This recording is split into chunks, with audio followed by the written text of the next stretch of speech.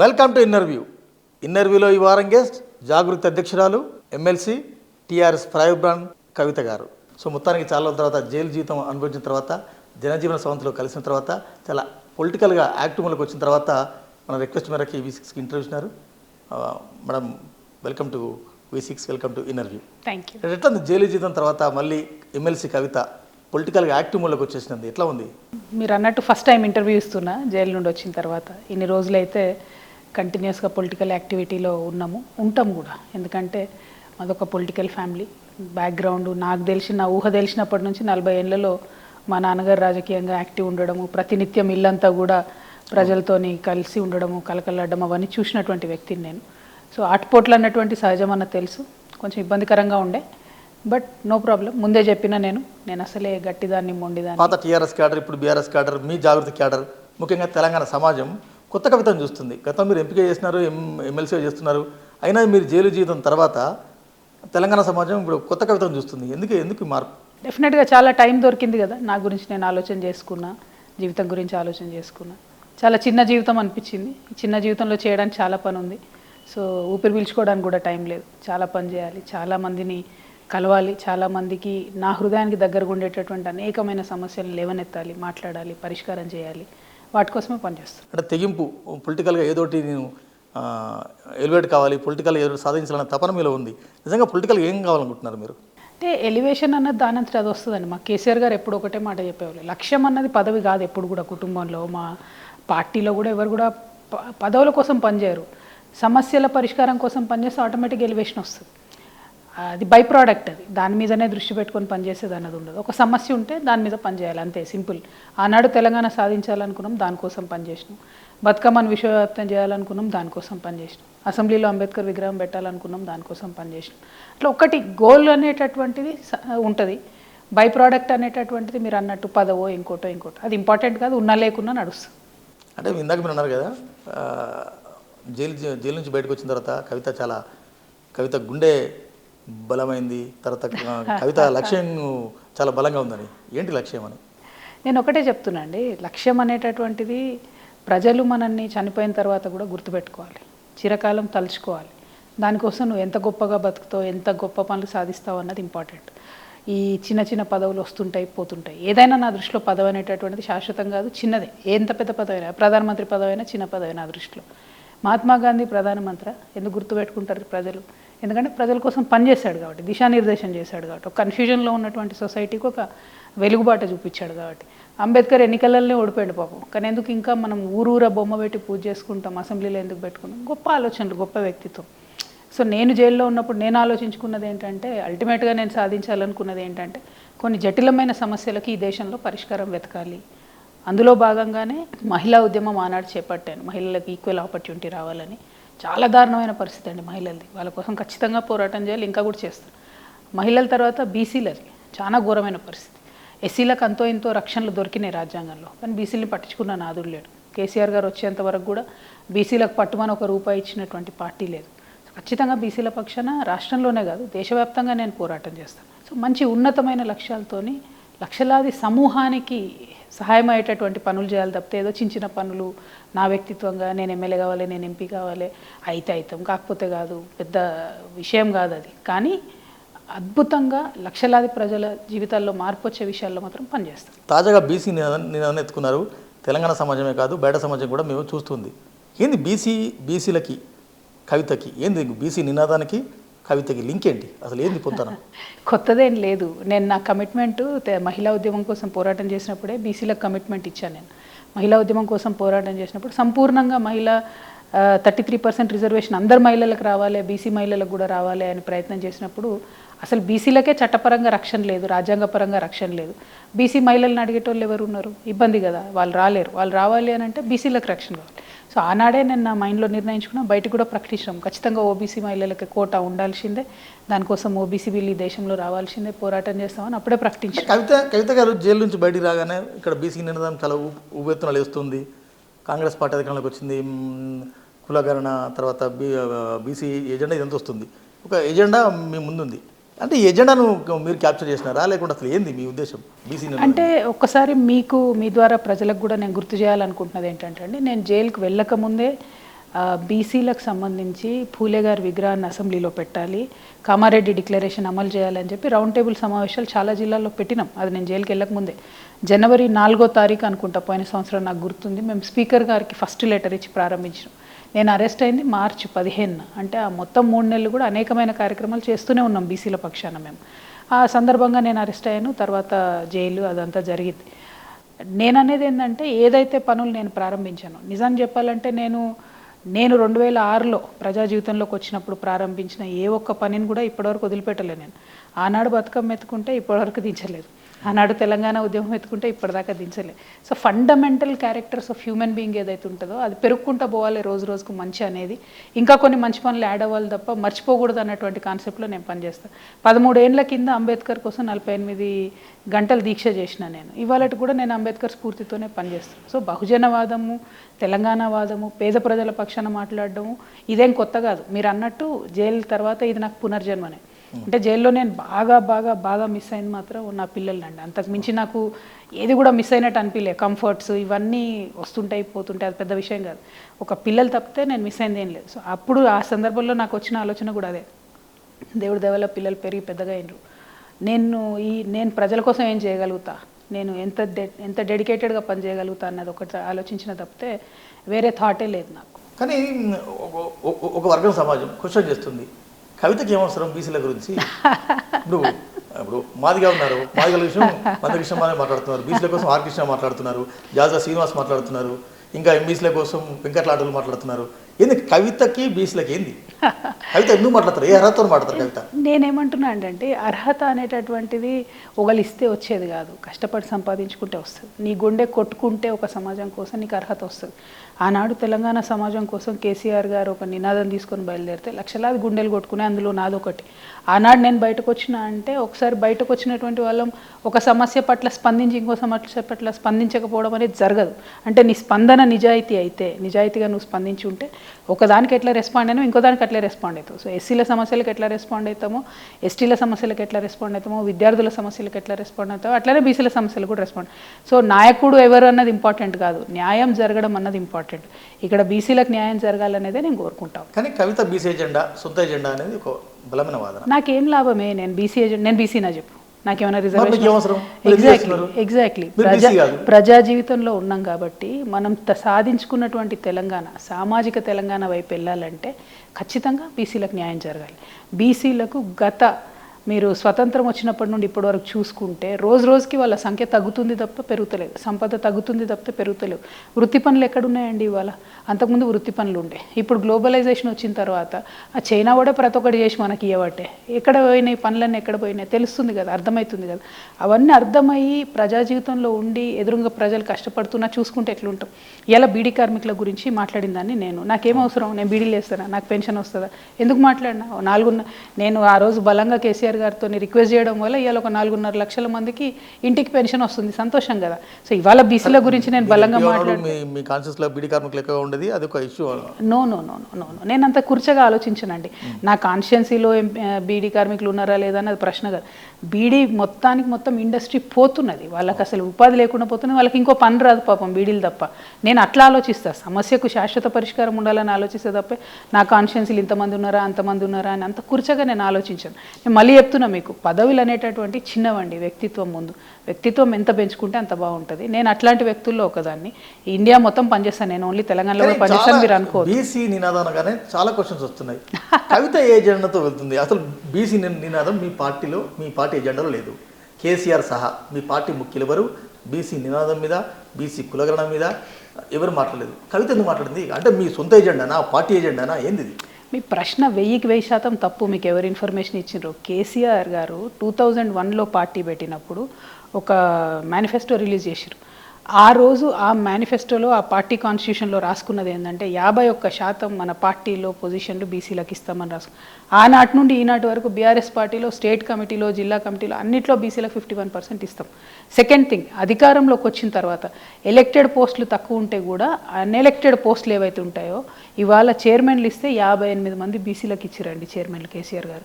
9 మందికి ఎమ్మెల్సీలు ఇచ్చారు, 8 మందికి దాదాపుగా రాజ్యసభలో మనం సభ్యులను చేసుకున్నాం. అంటే ఒకటి కాదు, 2 కాదు. నో అడ్వకేట్ జనరల్, నేను ఒకసారి వెంకట్ గారు నేను చెప్పేది నండి, అడ్వకేట్ జనరల్ని అసలు ఎవరు నమ్మలేదండి. ఎవ్వరు కూడా అగ్రవర్ణాలకు తప్ప బీసీలకు కానీ ఎస్సీలకు కానీ ఇవ్వలే. మేము వచ్చి ఫస్ట్ టైం అడ్వకేట్ జనరల్ బీసీకి ఇచ్చినాము. ఇంటెలిజెన్స్ చీఫ్కి కేసీఆర్ గారు ఇచ్చేంత వరకు ఒక దళితుడికి ఎవరు ఇంటెలిజెన్స్ చీఫ్ ఇవ్వలే, మేము ఇచ్చినాం. అంటే ప్రతి సబ్బండ వర్ణాలతో కేసీఆర్ గారు కలిసికట్టుగా ఉద్యమం చేసి తెలంగాణ సాధించారు కాబట్టి బీసీలను ఎస్సీలను ఎస్టీలను మేము గుండెలకు హత్తుకొని పదవులు కూడా ఇచ్చినటువంటి వాళ్ళం మేము. మీరు బీఆర్ఎస్ పార్టీని కేసీఆర్ గారిని బీసీల విషయం అనడానికి లేదు. ఇంకొక నంబర్ చెప్తాను, 100% ఫాల్ట్. 2,86,000 కోట్ల రూపాయలు మేము సంక్షేమం కోసం స్పెండ్ చేస్తే 56% ఇప్పుడు ఈ ప్రభుత్వం చెప్పిన తప్పుడు లెక్కలు చూసుకున్నా 56% బీసీలకు స్పెండ్ చేసినాం. ఎంత అవుతుందండి అది? అంటే మేము 15 ఏళ్లలో దాదాపు సంవత్సరానికి యావరేజ్గా 15,000 కోట్ల పైచీలకు బీసీల మీద స్పెండ్ చేసినాం తెలంగాణ వచ్చినాక. అంటే చిన్న అమౌంట్ కాదు అది. అంటే ఎంత చిత్తశుద్ధి ఉంటే మా నాయకుడు అది స్పెండ్ చేసినాం అనేది మీరు ఆలోచించుకోవాలి. బీఆర్ఎస్ అంటేనే బీసీల పార్టీ, మీరు మర్చిపోండి బీసీలకు వ్యతిరేకమని. నేను ఆ రిజర్వేషన్ది కూడా మీకు ఎక్స్ప్లెయిన్ చేస్తాను. ఇవాళ ఈ పార్టీ కాంగ్రెస్ పార్టీ కూడా ఎందుకు బిల్లు పెట్టిందో కూడా మీకు ఎక్స్ప్లెయిన్ చేస్తాను. రిజర్వేషన్ ఆనాడు మన తెలంగాణ రాష్ట్రం ఏర్పాటు జరిగే కన్నా ముందు కిరణ్ కుమార్ రెడ్డి గారి ప్రభుత్వంలో జానారెడ్డి గారు పంచాయతీరాజ్ మినిస్టర్ ఉన్నారు. అప్పుడు ఆనాడు ఆయన కోర్టుకు పోయి మేము యథాతథంగా కండక్ట్ చేసుకుంటాం ఎన్నికలు అంటే గదే 27%లో ఎన్నికలు కండక్ట్ చేసిరు వాళ్ళు. తెలంగాణ రాష్ట్రం వచ్చిన తర్వాత మనకు కేవలం 1 year ఉండే ఎలక్షన్ కండక్ట్ చేయడానికి. ఆనాడు రిజర్వేషన్ క్యాప్ ఈడబ్ల్యూఎస్ రిజర్వేషన్ పెట్టలే, రాజ్యాంగ సవరణ జరగలే. సో 50% లోపు అనేటటువంటి కంపల్షన్ ఆనాడు ఉండే. కేసీఆర్ గారు దాని మీద అసెంబ్లీలో తీర్మానం చేసి పైకి పంపే లోపలనే కాంగ్రెస్ పార్టీకి సంబంధించినటువంటి నాయకులే మళ్ళీ కోర్టుకు పోయి కంపల్సరీ ఎన్నికలు చేయాలని చెప్పి కోర్టు ఆర్డర్ తెచ్చారు. సో ఆనాడు కేసీఆర్ గారు 34%తోని ఎన్నికలకు పోవడం జరిగింది. అయిపోయిందా? అయిపోయినాక ఈలోపు జరిగినటువంటిది ఏంటిది? ఈడబ్ల్యూఎస్ రిజర్వేషన్ కోసం రాజ్యాంగ సవరణ జరిగింది. ఇవాళ కాంగ్రెస్ పార్టీ బిల్లు పెడుతుందంటే ఉట్టిగానే పెడుతుందండి. బీఆర్ఎస్ పార్టీ రోల్ లేదా అందులో? తెలంగాణ జాగృతి రోల్ లేదా? యూపీఎఫ్ రోల్ లేదా? బీసీల మీద చర్చ జరుగుతుంది. మండలిలో మీరు ఓకే అంటారు, బిల్లుకి ఓకే అంటారు, అసెంబ్లీలో మీ వాళ్ళు బైకాట్ చేస్తారు. అది ద్వంద్వనిధి కాదు. అసలు అసెంబ్లీలో పెట్టడానికి కాంగ్రెస్ పార్టీని ఫోర్స్ చేసింది ఎవరండి? వాళ్ళు తెచ్చేవాళ్ళ? మేము ఫోర్స్ చేయకపోతే జనగణన చేసేవాళ్ళ? మేము ఫోర్స్ చేయకపోతే మేనిఫెస్టోలో 420 హామీలు ఉన్నాయి. అందులో ఎన్ని పూర్తి చేసిండ్రు కాంగ్రెస్ వాళ్ళు? మేము వెంటబడ్డ హామీలను మాత్రమే పూర్తి చేసిండ్రు. హరీష్ రావు గారు వెంటబడ్డప్పుడు రుణమాఫీ చేసిండ్రు. కేటీఆర్ గారు 100% బీఆర్ఎస్ నేనేమంటున్నా, మేనిఫెస్టోలో వాళ్ళు పెట్టింది అమలు చేయడానికి వెంటబడ్డది ఒక ప్రతిపక్షంగా మేమే వెంటబడ్డాం. 200% మేమే. వాళ్ళ మేనిఫెస్టోలో తులం బంగారం కూడా ఉంది కదండి. వాళ్ళ మేనిఫెస్టోలో విద్యా భరోసా కార్డు ఉంది కదా, ఇప్పటివరకు ఇచ్చిండ్రా? ఫీ రియంబర్స్మెంట్ 8,000 కోట్లు మేము వెంటబడితే కరెక్ట్గా నిన్నటి రోజు అసెంబ్లీలో కౌన్సిల్లో కమిటీ అయ్యారు సీఎం గారు. 12 నెలల్లో నెలకింత ఇస్తామని చెప్పి. మరి ఏమైంది? 42% రిజర్వేషన్లు మేము ఇస్తాము, ఇచ్చిన తర్వాత లోకల్ బాడీ సెలక్షన్ పోతామని వాళ్ళు మేనిఫెస్టో చెప్పినారు, వాళ్ళు పెట్టినారు. దానిలో బీఆర్ఎస్ వల్లే బీసీ బిల్లు పెట్టినారు అంటే అది కొంత ఆశాస్పదం. 200% అండి. నేను చెప్పను ఒక మాట, అధికారంలోకి వచ్చిన తర్వాత కాంగ్రెస్ పార్టీకి తెలుసు క్లియర్గా డెడికేటెడ్ కమిషన్ వేసి డెడికేటెడ్ కమిషన్తో లెక్కలు చేయాలని వాళ్ళకి తెలుసు. చేసిండ్రానండి? ఎప్పుడు చేసిండ్రు లెక్కలు? డెడికేటెడ్ కమిషన్ ఎప్పుడు వేసిండ్రు? అప్పుడు నేనైతే జైల్లోనే ఉన్నా కదా. మేము ఫస్ట్ 3 months మేము అడిగినాం డెడికేటెడ్ కమిషన్ వేయాలని, వాళ్ళు వేయలేదు. నేను వెళ్ళిన తర్వాత ఎవరండి ఫైట్ చేసింది? బీఆర్ఎస్ పార్టీ ఫైట్ చేయలేదా డెడికేటెడ్ కమిషన్ వేయాలని? ఫైట్ చేస్తే కోర్టుకు పోతే బీఆర్ఎస్ పార్టీ కోర్టు నుంచి ఆర్డర్ వస్తే అప్పుడు డెడికేటెడ్ కమిషన్ వేసారు. మీరు ఫ్యాక్ట్స్ అన్ని పక్కకు పెట్టేసి బీఆర్ఎస్ చేసేసింది, బీఆర్ఎస్ ఏం చేయలేదు. 100% బీఆర్ఎస్ ఎఫెక్టివ్ ప్రతిపక్ష పాత్ర పోషిస్తుంది కాబట్టి ఇవాళ జరుగుతుంది. మేము అధికారంలో ఉన్నప్పుడు 2 issues చాలా తీవ్రంగా మేము పర్సూ చేసిన దాంట్లో ఎస్సీ వర్గీకరణ ఒకటి. సపరేట్గా లాయర్ని పెట్టి కొట్లాడి ఎస్సీ వర్గీకరణ కొట్లాడితే రేవంత్ రెడ్డి గారి టైం బాగుంది. ఇప్పుడు కోర్టు తీర్పు వచ్చింది. ఇందులో బీజేపీ చేసింది ఏం లేదు, కాంగ్రెస్ చేసింది ఏం లేదు. బీఆర్ఎస్ చేసింది ఏంటంటే ఎఫెక్టివ్గా లాయర్ని పెట్టి కొట్లాడడం. ఇప్పుడు తీర్పు వచ్చింది. తీర్పు రాగానే అవకాశం వచ్చింది దాన్ని అమలు చేసేటటువంటి. బీసీలకు సంబంధించి ఈడబ్ల్యూఎస్ కేంద్ర ప్రభుత్వం ఎప్పుడైతే చట్ట సవరణ చేసిందో అప్పుడు అవకాశం వచ్చింది బీసీలకు పెంచుకునేది. అప్పటికే ఎన్నికలు అయిపోయినాయి కదా, మేము ఎక్కడ పెట్టేది ఉంటుంది? ఏం మాట్లాడతారు మీరు? నేనేమంటున్నా, ఇవాళ వాళ్ళు మేనిఫెస్టోలో పెట్టిరు కాబట్టి ఎన్నికలు అవ్వగానే మేము వాళ్ళు వెంటబడ్డాం. Day 1 నుంచి నేనే కదా ఫైట్ చేస్తున్నా. December 7వ తారీఖు నాడు వాళ్ళు అధికారంలోకి వస్తే January 4వ తారీఖు నుంచి ప్రెషర్ పెట్టడం స్టార్ట్ చేసింది మేమే కదా. దాని అధికారంలోకి వచ్చిన తర్వాత తెలంగాణ సమాజం కోళ్ళ లెక్కలు గుళ్ళ లెక్కలు బర్రెలు అన్నీ వేసినాం. ఎస్కే సర్వే చేసిన తర్వాత ఒక డాటా వచ్చింది. 90% ఎస్సీ ఎస్టీ బీసీ మైనారిటీలో ఉన్నారు. అది ఓపెన్ సీక్రెట్. కానీ ఆ ప్రాతిపదికన రిజర్వేషన్లు ఇవ్వాలి కదా. ఇచ్చే అవకాశం లేదు బ్రదర్. ఇప్పుడు కాంగ్రెస్ పార్టీకి ఎట్లా సాధ్యమవుతుంది? వచ్చింది, ఎందుకు వచ్చింది? ఎందుకు సాధ్యమవుతుంది? ఈడబ్ల్యూఎస్ వాళ్ళు సాధ్యమేం చేయాలి, ఇంకెక్కడ అయిందండి? ఫస్ట్ స్టెప్ ఎక్కిరు వాళ్ళు. మేము అది ఇంత కొట్లాడంగా జనగణన తప్పు చేసిండ్రు. ఆ లెక్కలు రేపు పొద్దున కోర్టులో నిలబడతాయో నిలబడదో తెలియదు. ఇవాళ వీళ్ళు బిల్లు పెట్టిరు అసెంబ్లీలో, అది పాస్ అయ్యి కేంద్రానికి పోతుందో లేదో తెలియదు, బీజేపీ అసెంట్ ఇస్తుందో లేదో తెలియదు. ఎక్కడైంది? అవ్వలేదు కదా. అసలు ఈ మాత్రం కూడా ధైర్యం చేయడానికి ఆస్కారం ఎందుకు వచ్చింది అంటే కేంద్ర ప్రభుత్వం ఈడబ్ల్యూఎస్ ఏదైతే పెట్టిందో దాని తర్వాతనే ఒక 9 రాష్ట్రాలలో 50% క్యాప్ దాటేసింది ఆల్రెడీ. కాబట్టి ఇప్పుడు ప్రతి రాష్ట్రానికి కూడా ఆస్కారం ఉన్నది. అంతకుముందు ఆస్కారమే లేదు. అంతకుముందు ఏది ఉన్నా కూడా పోయి కోర్టు లాగాల్సిందే. అంటే కంటి తుడుపు చర్యగా పెట్టాలంటే పెట్టొచ్చు, కానీ మేము ఆనాడు రెజల్యూషన్ చేసి వదిలేసినాం.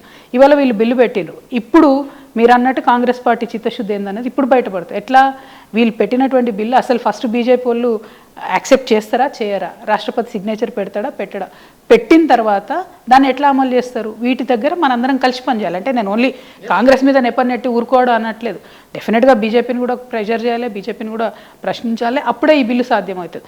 కానీ ఆనాడు అసలు చట్టపరంగా ఆస్కారమే లేదు. ఫస్ట్ థింగ్ లేనప్పటికీ కేసీఆర్ గారు చేతులు ఉన్నది, కేసీఆర్ గారు చేసింది ఏంటిది? బడ్జెట్లో 200% బీసీలకు అంతకుముందు ఎన్నడూ లేనంత న్యాయం చేసి బీసీలకు 1000 కోట్లు అన్నారు, కార్పొరేషన్ వేసినారు వదిలేసినారు. డెఫినెట్లీ కొన్ని తప్పులు జరిగినాయి, జరగలేదని నేను అనట్లేదు కదా. టోటల్గా బీసీ సమాజాన్ని అంతా ఉద్ధరించడం అనట్లేదు. అంతకుముందు ఎన్నడు తెలంగాణ రాష్ట్రం రాకముందు ఎన్నడు జరగనంత న్యాయం ఖచ్చితంగా జరిగింది. ఇన్ని స్కూల్స్ ఎప్పుడన్నా చూసిరా మీరు? అంతకుముందు 200 స్కూళ్ళు ఉండే, ఇవాళ మేము 1000 స్కూళ్ళ వరకు పెంచుకోగలిగినాం. ఎంతోమంది బీసీ బిడ్డలకు విద్యను అవకాశం ఇవ్వగలిగినాం.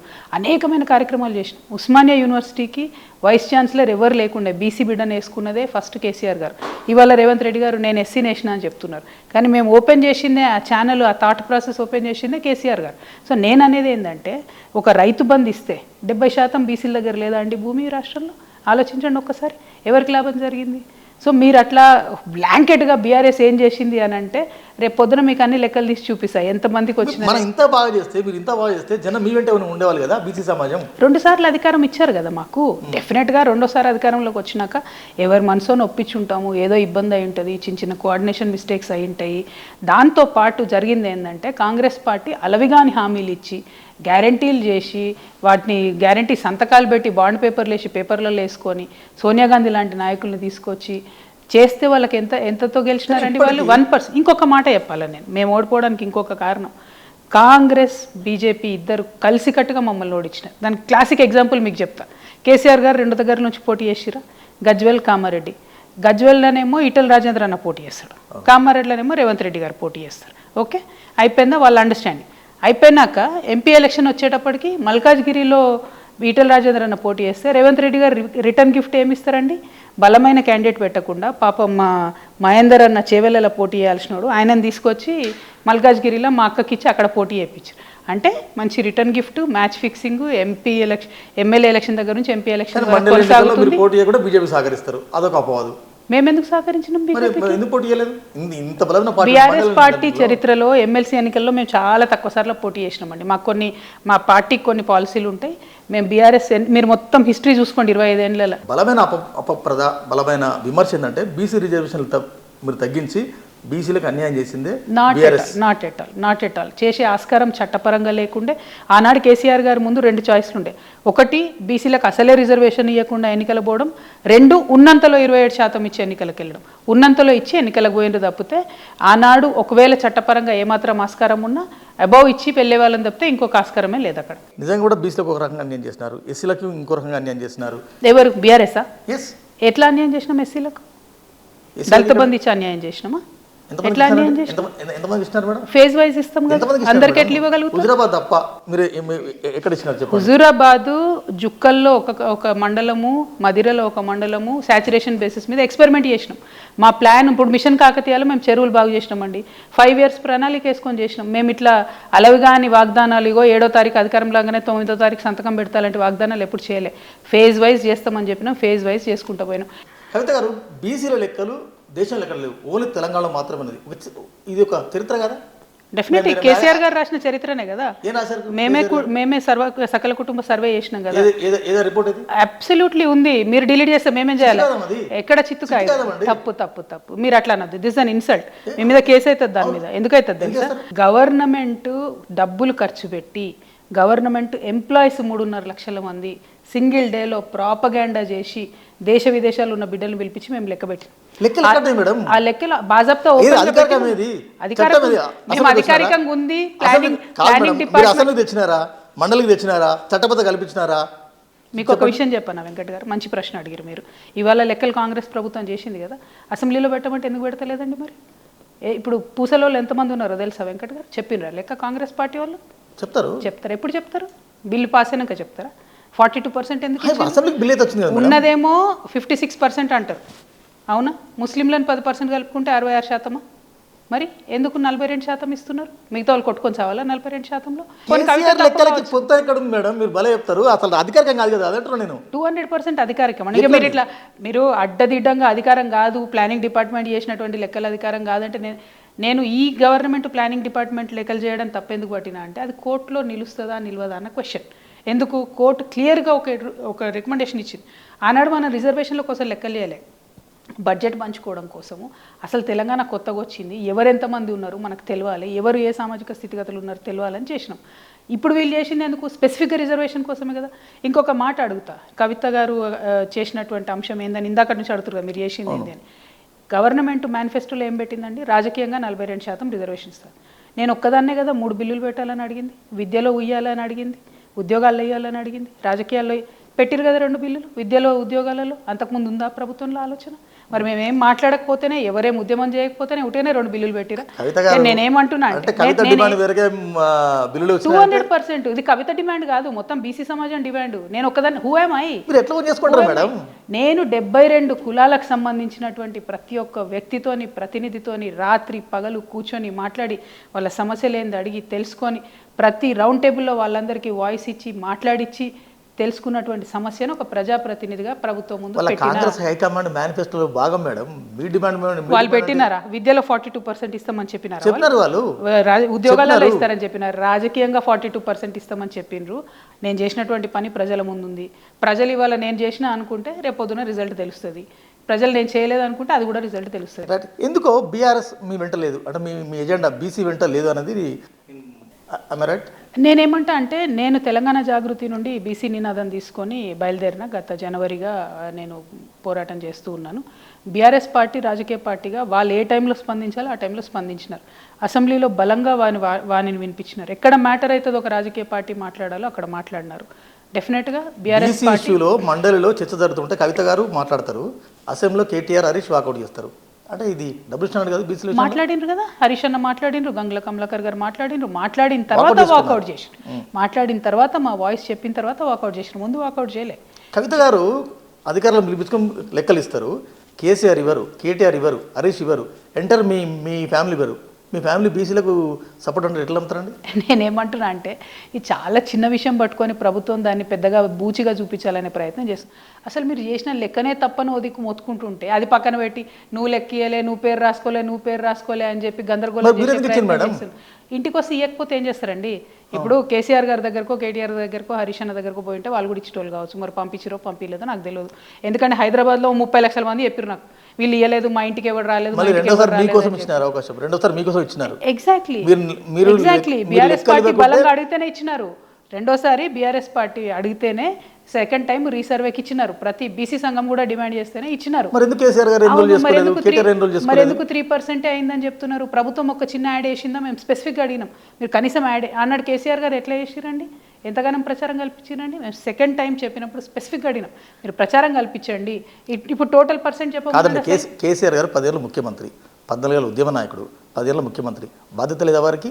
నేనేమంటున్నా బ్రదర్, చిన్న విషయాన్ని బూచిగా చూపించి మీరు మొత్తం అంతా కూడా తప్పంతా బీఆర్ఎస్ మీదకి నెట్టేయాలనుకుంటే ఇప్పుడు ఈ సర్వే 100% కరెక్టా? మీరు ఆత్మసాక్షిగా చెప్పండి. నేనైతే బీఆర్ఎస్ పార్టీ మళ్ళీ అధికారంలోకి వచ్చాక రీసర్వే చేయాలని అంటున్నా. ఇప్పుడు కూడా ఈ సర్వే తప్పు. బట్ 42% వస్తే బీసీలకు న్యాయం జరుగుతుంది కాబట్టి ఇప్పుడు సైలెంట్ ఉన్నాం. అది పెద్ద పట్టించుకునే అంశమే కాదండి. నేనేమంటున్నా అసలు మీ సర్వే మీ లెక్క కరెక్టా కాదా అన్నటువంటి ప్రాథమిక క్వశ్చన్ పక్కకు పెట్టేసి వీళ్ళు ఇయలే వాళ్ళు ఇయలే అని నిలబడి సీఎం గారు అసెంబ్లీలో పేర్లు చదవడం తప్పితే దానివల్ల ఒరిగింది ఏంటండి? ఫస్ట్ ఆఫ్ ఆల్ మీరు కులగణనలో లెక్కనివ్వని కేసీఆర్, కేటీఆర్, హరీష్ను ఎందుకు సాంఘిక బహిష్కరణ చేయకూడదు అంటే ఏం చెప్తారు? అవును, మొత్తము బీసీల పర్సంటేజ్ తగ్గించి ఓసీల 15% చేసినటువంటి రేవంత్ రెడ్డి గారిని బహిష్కరణ చేసిన తర్వాత వీళ్ళ ముగ్గురు కూడా బహిష్కరణ చేస్తారు. ఆయన వివరాలు ఇచ్చినారు మేడం, మీరు ఇచ్చిన వివరాలు ఇచ్చి ఏం లాభం అండి? నోట్తో నవ్వి నొసటితో వెకిలిచ్చినట్టు వివరాలు ఇచ్చి ఏం లాభం చెప్పండి? కానీ బీసీ నినాదం ఎపిసోడ్లో, బీసీ ఎపిసోడ్లో, కులగణన ఎపిసోడ్లో మీరు పనిచేసినట్టు, జాగృతి పనిచేసినట్టు, కవిత గారు పనిచేసినట్టు ఎంటైర్ బీఆర్ఎస్ పార్టీ ఎందుకు ఓన్ చేసుకోలేదండి? అంటే పొలిటికల్ పార్టీలు డిఫరెంట్గా పనిచేస్తాయి. పొలిటికల్ పార్టీలు ఫండమెంటల్ రోల్ ఎక్కడ ఉంటుంది? చట్టసభలో వచ్చినప్పుడు మద్దతు ప్రకటించడం ఉంటుంది, దానికన్నా ముందు పార్టీలు చర్చించుకోవడం ఉంటుంది. ఆ సందర్భం వచ్చేటప్పటికి ఎప్పుడైతే డెడికేటెడ్ కమిషన్ దగ్గరికి వెళ్ళాల్సి వచ్చినప్పుడు వాళ్ళు రికమెండేషన్స్ ఇచ్చినారు, పార్టీ నుంచి డెలిగేషన్ వెళ్ళింది, తర్వాత మీటింగ్ పెట్టుకున్నారు పార్టీ నుండి, ఆ తర్వాత అసెంబ్లీలో కౌన్సిల్లో మద్దతుగా మాట్లాడినారు, అంతే కదా. వాళ్ళ రోల్ అంతవరకే ఉంటుంది. నేను తెలంగాణ జాగృతి అనేటిది ఒక సామాజిక ఉద్యమ సంస్థ. నా రోల్ ఏముంటుంది? నేను బీసీ జన బాహుల్యం దగ్గరికి వెళ్ళి అసలు బిల్ ఎందుకు రావాలి, మనకు జరుగుతున్న అన్యాయం ఏంది ఎక్స్ప్లెయిన్ చేసే బాధ్యత నాకు ఉంటుంది. నేను ఆ బాధ్యత టేకప్ చేసిన వాలంటరీగా. లక్కీగా బీసీ నాయకులు, కుల సంఘాలందరూ కూడా కలిసి వచ్చినారు, వాళ్ళతో కలిసి మేము ఆ పని చేసినాం. చివరకు కేటీఆర్ హైజాక్ చేసినాడు, అంతేనా? హైజాక్ చేసుడు ఏముంటుందండి? చేసిన పని ఎప్పుడు కష్టం ఎట్టుపోదు. ఎవరికి ఒకరి పని ఒకరు హైజాక్ చేసుడు అన్నది జరగదు. యునైటెడ్ పూలే ప్రింట్ తెలంగాణ జాగృతి యొక్క పాత్ర ఈ మొత్తం బీసీ బిల్లు ఎపిసోడ్లో తెలంగాణ రాష్ట్రంలో ఎవరు కూడా మర్చిపోలేరు. అట్లనే బీఆర్ఎస్ ప్రధాన ప్రతిపక్షంగా వారు చేసినటువంటి పాత్రను కూడా మర్చిపోవడానికి, తీసేయడానికి లేదు. సో దానికి దీనికి కలిపి మీరు కన్ఫ్యూజ్ కాదు. ఈ ఎపిసోడ్లో బీసీ నినాదం ఎపిసోడ్లో, బీసీ కులగణన ఎపిసోడ్లో బీఆర్ఎస్ చాలా వెనకడుగులో ఉంది. Not at all. ఒక పొలిటికల్ పార్టీ పాత్ర ఏముంటుందండి? కాంగ్రెస్ పార్టీ మీద ఎప్పుడు ప్రెజర్ చేయాలి, డెడికేటెడ్ కమిషన్ వేయలేదని ప్రెజర్ చేసిందే బీఆర్ఎస్ పార్టీ, దానివల్ల వేసిండ్రు. కోర్టుకు పోయిందే బీఆర్ఎస్ పార్టీ, దానివల్ల వేసిండ్రు. వేసిన తర్వాత ఇప్పుడు వాళ్ళ రోల్ ఏముంటుంది చెప్పండి? చట్టసభలో తెచ్చిండ్రు, అప్పుడు మాట్లాడినరు. సర్వే తప్పు అనుకొని ప్రజలు చెప్పినప్పుడు అప్పుడు మాట్లాడినరు. వాళ్ళ రోల్ వేరు, మా సంస్థ రోల్ వేరు. జాగృతి నేను అధ్యక్షురాలుగా ఉండి బీఆర్ఎస్ ఎమ్మెల్సీగా ఉండేవారు మీరు కన్ఫ్యూజ్ అవుతున్నారు, కానీ మా రోల్ వేరు, వాళ్ళ రోల్ వేరు. అంటే కవిత బీఆర్ఎస్ కదా? 200% నేను బీఆర్ఎస్ఏ. నా బ్లడ్ పింక్ కదా, నేను బీఆర్ఎస్ కాకుండా ఎట్లుంటా? మీరు భలే ఉన్నారు. రైట్. ఇప్పుడు రైట్, బీసీ నినాదం మొన్న మండలిలో ఫస్ట్ స్టేషన్లో కానీ మొన్న ఇటీవల ఈ మండలిలో ఫీజు రియంబర్స్మెంట్ ఇష్యూ, తర్వాత మూసి, అన్ని ప్రతి ఇష్యూ మాట్లాడుతున్నారు. అంటే కవిత ఎంతో పోటీతత్వంలో ఉంది, కవిత ఏదో కాంపిటీషన్లో ఉందని చాలామంది అంటున్నారు, నిజమా? Not at all. పోటీ ఏం లేదు. నేను నా డోర్స్ 24 hours తెరిచి ఉంటాయండి. నేను ఎవరు వచ్చినా, ఏ చిన్న ఇష్యూ ఉన్నా అడ్రస్ చేస్తాను, కలుస్తాను, మాట్లాడతాను. సీరియస్గా తీసుకొని కమిట్మెంట్తో పనిచేస్తాను. ఎవరు ఒక చిన్న ఇష్యూ వచ్చినా లెటర్ రాసి ఇస్తాను, వాళ్ళకు ఫోన్ చేసి మాట్లాడతాను అధికారులతోని. లేదు ఆ సమస్య అసెంబ్లీలో మాట్లాడాలంటే నాకు తెలిసి అసెంబ్లీలో ఒక 90 సమస్యల మీద మాట్లాడి ఉండొచ్చు నేను. రకరకాల ఇన్స్ట్రుమెంట్స్ ఉంటాయి అసెంబ్లీలో కూడా, వాటిని అన్నింటినీ వాడుకొని మా చారి సాబ్ని రిక్వెస్ట్ చేసుకొని, అంకుల్ నాకు దీంట్లో అవకాశం ఇవ్వండి, దాంట్లో అవకాశం నేను మాట్లాడి రిక్వెస్ట్. అంటే అది నా కమిట్మెంట్. నా దగ్గరకు వచ్చేటోళ్ళకు నేను ఎట్లా పని సాల్వ్ చేయాలనేది నా కమిట్మెంట్. సో నా దగ్గరకు వచ్చిన వాళ్ళ ఇష్యూస్ అన్నీ మాట్లాడే ప్రయత్నం చేస్తాను. వచ్చే పార్టీలో చర్చ అంటే బీసీ నినాదాన్ని మీరే ఎత్తుకుంటారు. మీ పార్టీలో బీసీలు ఎవరు లేనట్టు, మండలిలో మీరే మాట్లాడతారు, మండలిలో ఎవరు లేనట్టు. అంటే మీరు మిగతా వాళ్ళ టైంని క్యాప్చర్ చేస్తున్నారా, లేకుంటే మిగతా వాళ్ళని తొక్కేస్తున్నారా అంటే ఏం చెప్తారు మీరు? ఫస్ట్ థింగ్, మా పార్టీయే బీసీల పార్టీ, మీరు మర్చిపోండి. ఆ విషయంలో మీకు వేరే అనుమానం అవసరం లేదు. మా పార్టీలో 51% కమిటీల దగ్గర నుంచి మొదలు పెడితే, మా ఎజెండా దగ్గర నుంచి మొదలు పెడితే మా ప్రతి కార్యక్రమంలో బీసీలకు సంబంధించే ఉంటుంది. రిజర్వేషన్ ఇవ్వలేకపోవడానికి ఉన్న రాజ్యాంగపరమైనటువంటి సమస్యలు చెప్పాను నేను. అయినా కూడా మీరు పొలిటికల్ కమెంట్ చేయాలనుకుంటే చేయొచ్చు. నేనేమంటున్నా, సాధ్యం కాలే బ్రదర్. ఇంకా మీరు ఆ భ్రమలు ఉండకండి. ఇంకా బిల్లు జస్ట్ అసెంబ్లీలో పాస్ అయింది, బిల్లు ఇంకా ఫోర్స్లోకి రాలేదు. ఆ చట్టమై ప్రజల దగ్గరకు వచ్చి 42% రిజర్వేషన్లను మీరు డిమాండ్ చేస్తున్నారు. 42% రిజర్వేషన్ల కోసం నేను 46 డిమాండ్ చేసిన బ్రదర్.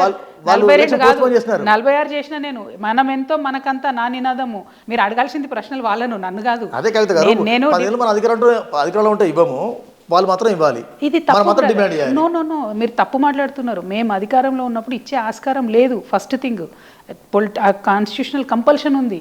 నేను కాదు, ఏ న్యాయ నిపుణులను అడగండి, నేను ఎందుకు. మీ పార్టీలో చాలామంది లీడర్లను తొక్కేసి మీరు క్యాప్చర్ చేస్తున్నారు. నో, నేను ఎవరిని తొక్కేయలేదు. నాకు పార్లమెంట్లో పనిచేసిన అనుభవం ఉండడంతో నాకు రూల్స్ బాగా ఐడియా ఉంటుందండి. నేను చారి సాబ్ని, స్పీకర్ గారిని, సార్ ఈ రూల్లో అవకాశం ఏంటి, ఆ రూల్లో అవకాశం ఏంటి అని ముందు మేము ఏదున్నా చారి గారి దగ్గర, అట్లనే మా ప్రకాష్ ముదిరాజ్ అన్న దగ్గర కూర్చొని అందరం సభ్యులం కూడా నేను ఈ టాపిక్ మాట్లాడతా అని టైం తీసుకున్నాం. మీరు ఈసారి మండలి మొత్తం తీసి చూడండి. నవీన్ రెడ్డి గారు, తాత మధు గారు, ఎల్రామ్నన్న బీసీల సబ్జెక్ట్లో ఇనిషియేట్ చేసిన డిస్కషన్. నేను సెకండ్ సభ్యురాలుగా మాట్లాడినా. ఫస్ట్ ప్రైమరీ స్పీకర్ నేను కాదు, ఎల్రామ్న గారు ప్రైమరీ స్పీకర్, నేను సెకండ్ స్పీకర్. నా తర్వాత కూడా చాలామంది మాట్లాడినారు. ఆ లిస్ట్ అంతా కూడా మీకు ఏమంటే మండలిలో మాట్లాడిన వాళ్ళందరిది ఇస్తా. సత్యవతక్కతో మొదలు పెట్టుకుంటే గోరెటి వెంకన్నతో, దేశపతి గారితో అనేక మంది ఈసారి మాట్లాడడం వాళ్ళు ఎవరు లేరండి మా సభ్యులు. ఎందుకో సీఎం రేవంత్ రెడ్డి గారు అసెంబ్లీలో కేటీఆర్, హరీష్ వాళ్ళకి ఆన్సర్ ఇచ్చేదానికంటే మండలిలో మీరు వేసిన క్వశ్చన్స్కి ఎక్కువ ఆన్సర్ ఇచ్చేది ఏంది? మాది పెద్దల సభ కదండి. పెద్దల సభకు సీఎం గారు బాధ్యతగా కేటీఆర్, హరీష్ సీఎం రేవంత్ లైట్ తీసుకుంటారా లేకపోతే కవితకు ప్రయారిటీ ఇస్తున్నాడా? ఏది నాకు అర్థం కావట్లేదు. అట్లేం లేదండి. మేము ఫీ రియంబర్స్మెంట్ మీద చాలా బలంగా ప్రశ్నించాం. అదేవిధంగా ఏదైతే కేసీఆర్ గారి మీద రేవంత్ రెడ్డి గారు రిమార్క్ చేసిరో మేము almost half an our CM గారిని మాట్లాడనీయకుండా గొడవ చేసినాం. అంటే గొడవకైనా నిలదీయడంలో అయినా పాయింట్ వైజ్గా ప్రభుత్వాన్ని పిన్ డౌన్ చేయడంలో అయినా కౌన్సిల్లో మేము మంచి పాత్ర పోషించినామని నేను అనుకుంటున్నాను. అందుకే జవాబు వచ్చిందని నేను అనుకుంటున్నాను. ఎస్, ఒకసారి మనం 10 ఏళ్ళ వెనక్కి పోదామండి. 10 ఏళ్ళ బీఆర్ఎస్ పాలనలో అంతా అవినీతిమయం, అంతా అక్రమాలమయం, ఫోన్ ట్యాపింగ్, కాళేశ్వరం, కరెంటు కొనుగోలు ఇవన్నీ వస్తున్నాయి. ఈ అవినీతి మరకలు ఎందుకు మీ పార్టీ నేతల్ని, మీ ఫ్యామిలీని వెంటాడిని అంటే ఏం చెప్తారు? నేనేమంటా అంటే అవినీతి ఉంది అని ఆరోపణలే. మీరు చెప్పిన ఫోన్ ట్యాపింగ్ ప్రూవ్ కాలే, మీరు చెప్పిన కాళేశ్వరం ప్రూవ్ కాలే, మీరు చెప్పిన ఏది కూడా ప్రూవ్ కాలే. ఆరోపణలు చేస్తున్నారు కాంగ్రెస్ పార్టీ వాళ్ళు తప్ప ప్రూవ్ అయింది లేదు, పోయింది లేదు. ఇట్లా ఆరోపణలు చేసి అడ్డగోలు హామీలు ఇచ్చే కదా వాళ్ళు అధికారంలోకి వచ్చింది 1% ఓట్లతోని. ఫ్యామిలీ అంతా 10 ఏళ్ళు కరప్షన్లో కూరుకుపోయింది. అది నాట్ ఎట్ ఆల్. మాకు అలవాటు లేదు. మేము 40 ఏళ్ళ నుంచి ఉన్నాం రాజకీయాల్లో, కొత్తగా రాజకీయాల్లోకి రాలేదు. ఏదో కొత్తగా వచ్చిన వాళ్ళు ఏదో ఎక్కువ చేస్తారంట కదా, అట్లా ఏమో లేదు. మాకు రాజకీయాల అలవాటు, పదవుల అలవాటు. మా నాన్న కేంద్ర మంత్రి ఉండే, ఇక్కడ రాష్ట్రంలో మంత్రి ఉండే, ఎంపీగా ఉండే. కేసీఆర్ బిడ్డగా మీరు అధికారాన్ని అనుభవించలేదా? అధికారం అనుభవించడానికి ఏముంటుందని నేను మీకు మళ్ళీ చెప్తున్నా. నేను చిన్నప్పటి నుంచి అధికారమే చూసిన, కొత్తగా ఏం కాదు. అధికారం దుర్వినియోగం ఎన్నడూ చేయలేదు, చేయను కూడా. నేను లైఫ్ ఏం చేయించుకోలేదు. చీ అట్లాంటి అలవాటు లేవు. మరి ఎందుకు కేటీఆర్ మీద, హరీష్ మీద, ఈవీఆర్ సంతోష్ మీద మీ ఫ్యామిలీ మీద ఈ ఆరోపణలు? నేనేమంటున్నా, బీఆర్ఎస్ పార్టీని ఎదుర్కోవడానికి ఆనాడు అసలే చావు తప్పి కన్నులొట్టబోయి ఉన్నటువంటి కాంగ్రెస్ పార్టీ ఆనాడు రేవంత్ రెడ్డి గారు తెలుగుదేశం నుండి కాంగ్రెస్లోకి వచ్చి కాంగ్రెస్ను క్యాప్చర్ చేసుకొని కాంగ్రెస్లో ఉన్న పెద్ద మనుషులందరినీ తొక్కేసి ఆయన ఎప్పుడైతే పీసీసీ అయిండో ఇంకా ఆయన ఏం చేయాలి పాపం? కేసీఆర్ మీద ఏది పడితే అది మాట్లాడాలి. ఆ మాట్లాడే క్రమంలో ఇవన్నీ అలిగేషన్స్ చేసిరు. ఆనాడు ఆయన అడ్డం పొడుగు మాట్లాడి అలిగేషన్స్ చేస్తే ఇప్పుడు అధికారంలోకి రాగానే మరి అప్పుడు అట్లా అన్నారు కదా, ఏం సంగతి అని ప్రశ్నించారు. కాబట్టి ఇదొకటి కమిషన్లు వేసిరు. కానీ ఎక్కడ కూడా ఇది ప్రూవ్ కాదు. BRS always worked for the people. Kaleshwaram కూలిపోయింది మేడం. కూలలేదండి, మీరు తప్పు మాట్లాడారు. కాళేశ్వరంలో మేడిగడ్డ అనేటటువంటిది ఒక భాగం. ఆ మేడిగడ్డ కూలడంలో కూడా నేను మళ్ళీ ఇలా చెప్తున్నా, ఆన్ రికార్డ్ చెప్తున్నా, మొన్నటి నుంచి చెప్తున్నా, ఇది డెఫినెట్గా బీజేపీ కాంగ్రెస్ కుట్ర. ఎందుకంటే ఆనాడు ఎప్పుడైతే క్రాక్స్ వచ్చినాయని చెప్పిరో వితిన్ 12 hours ఎన్డీఎస్ఏ వాళ్ళు బోట్లో వచ్చి ఫోటోలు తీసుకొని ఆ ఫోటోలు ఊరంతా ప్రచారమైనాయి. నేను చెప్తున్నా, match fixing between Congress and BJP వల్లనే ఆనాడు మేడిగడ్డకు సంబంధించిన ఇవాళ ఎస్ఎల్బీసీ ఇన్సిడెంట్ అయింది బ్రదర్. ఏడబడుకుంది ఎన్డీఎస్ఏ? ఎందుకు వస్తలేదు ఎన్డీఎస్ఏ? మీరు అది చెప్పండి నాకు. అధికారంలో ఉన్నప్పుడు నెల రోజుల ముందే కాళేశ్వరం మేడిగడ్డ పర్యాలు వాసింది, అయినా మీరు దాన్ని గోప్యంగా ఉంచినారు. మేమేం గోప్యంగా ఉంచలేదు. అది ఇంత పెద్ద ప్రాజెక్ట్ కట్టినప్పుడు మెయింటెనెన్స్ అండ్ రిపేర్ జరుగుతూనే ఉంటుంది. ఆ కాంట్రాక్ట్లో డైరెక్ట్గా ఉండనే ఉండి ఇప్పుడు కాళేశ్వరం కమిషన్ వచ్చి మొత్తం మాట్లాడి ఫైనల్గా ఏం చెప్పింది? ఎల్ఎన్టీ సంస్థనే రిపేర్ చేయాలని చెప్పింది. సో మీరు మధ్యలో ఇదంతా పొలిటికల్ మసాలా ఆరోపణలు అల్టిమేట్గా అన్నాడు కేసీఆర్ చెప్పింది. కాళేశ్వరం ప్రాజెక్ట్ వయబుల్ కాదని కాస్త పక్కన పెడతాం. కానీ కవిత గారు రాష్ట్రంలో జరిగే అవినీతి మట్టి అంటించుకోకుండా నేరుగా ఢిల్లీ లిక్కర్ కేసులో ఎందుకు ఇరుక్కుంది? నేనేమంటున్నా, మీరు ఇరుక్కుంది అంటున్నారు, ఇరికించారు అని ప్రజలు అనుకుంటున్నారు. సో ఫస్ట్ ఆఫ్ ఆల్ ఆ మ్యాటరు సబ్జుడిస్ ఉంది కాబట్టి నేను దాని మీద ఎక్కువ మాట్లాడలేను.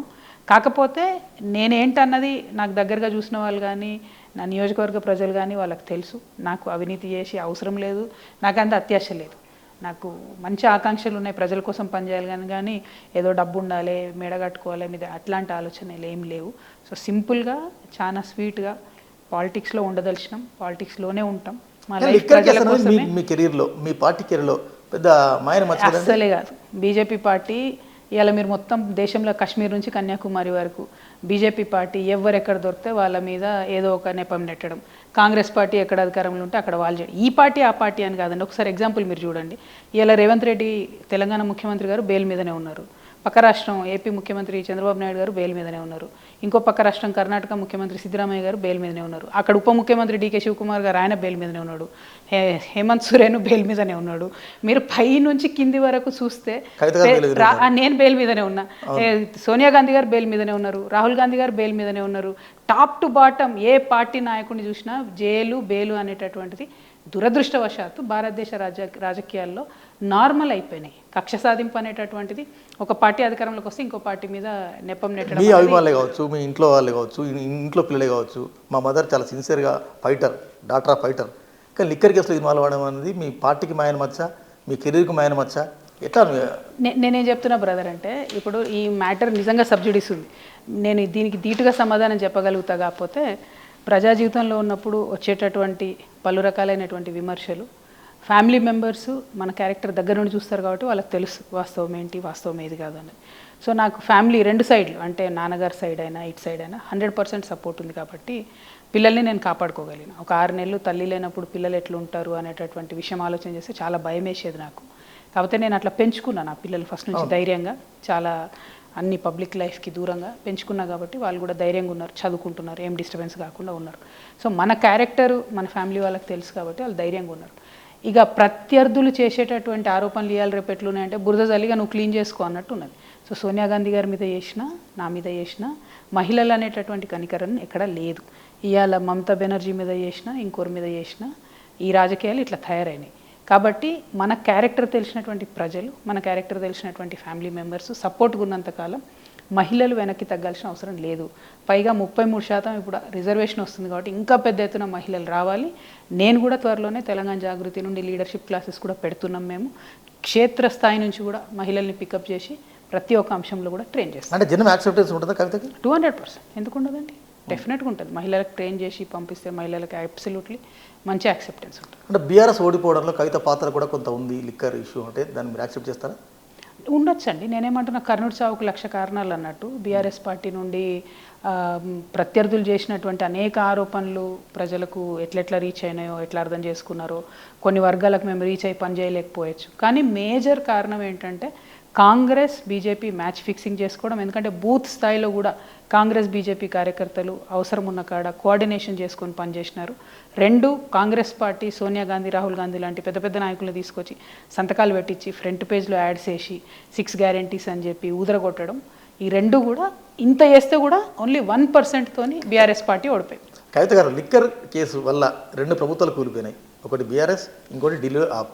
2 ప్రభుత్వాలను కవిత అతలకుతల చేసిండు. మీరు యాక్సెప్ట్ చేస్తారా? నేనేమంటున్నా అంటే, ఇట్లా ప్రత్యర్థుల మీద ఆరోపణ చేసి భారతీయ జనతా పార్టీ దాదాపుగా 6 రాష్ట్రాలలో ఎగ్జిస్టింగ్ ప్రభుత్వాలనే కూల్చేసిందండి. అంటే ఈ దేశంలో ఏదో కవిత ఓడిపోయింది, కవిత జైలుకి పోయింది అనేటటువంటిది చిన్న చర్చ.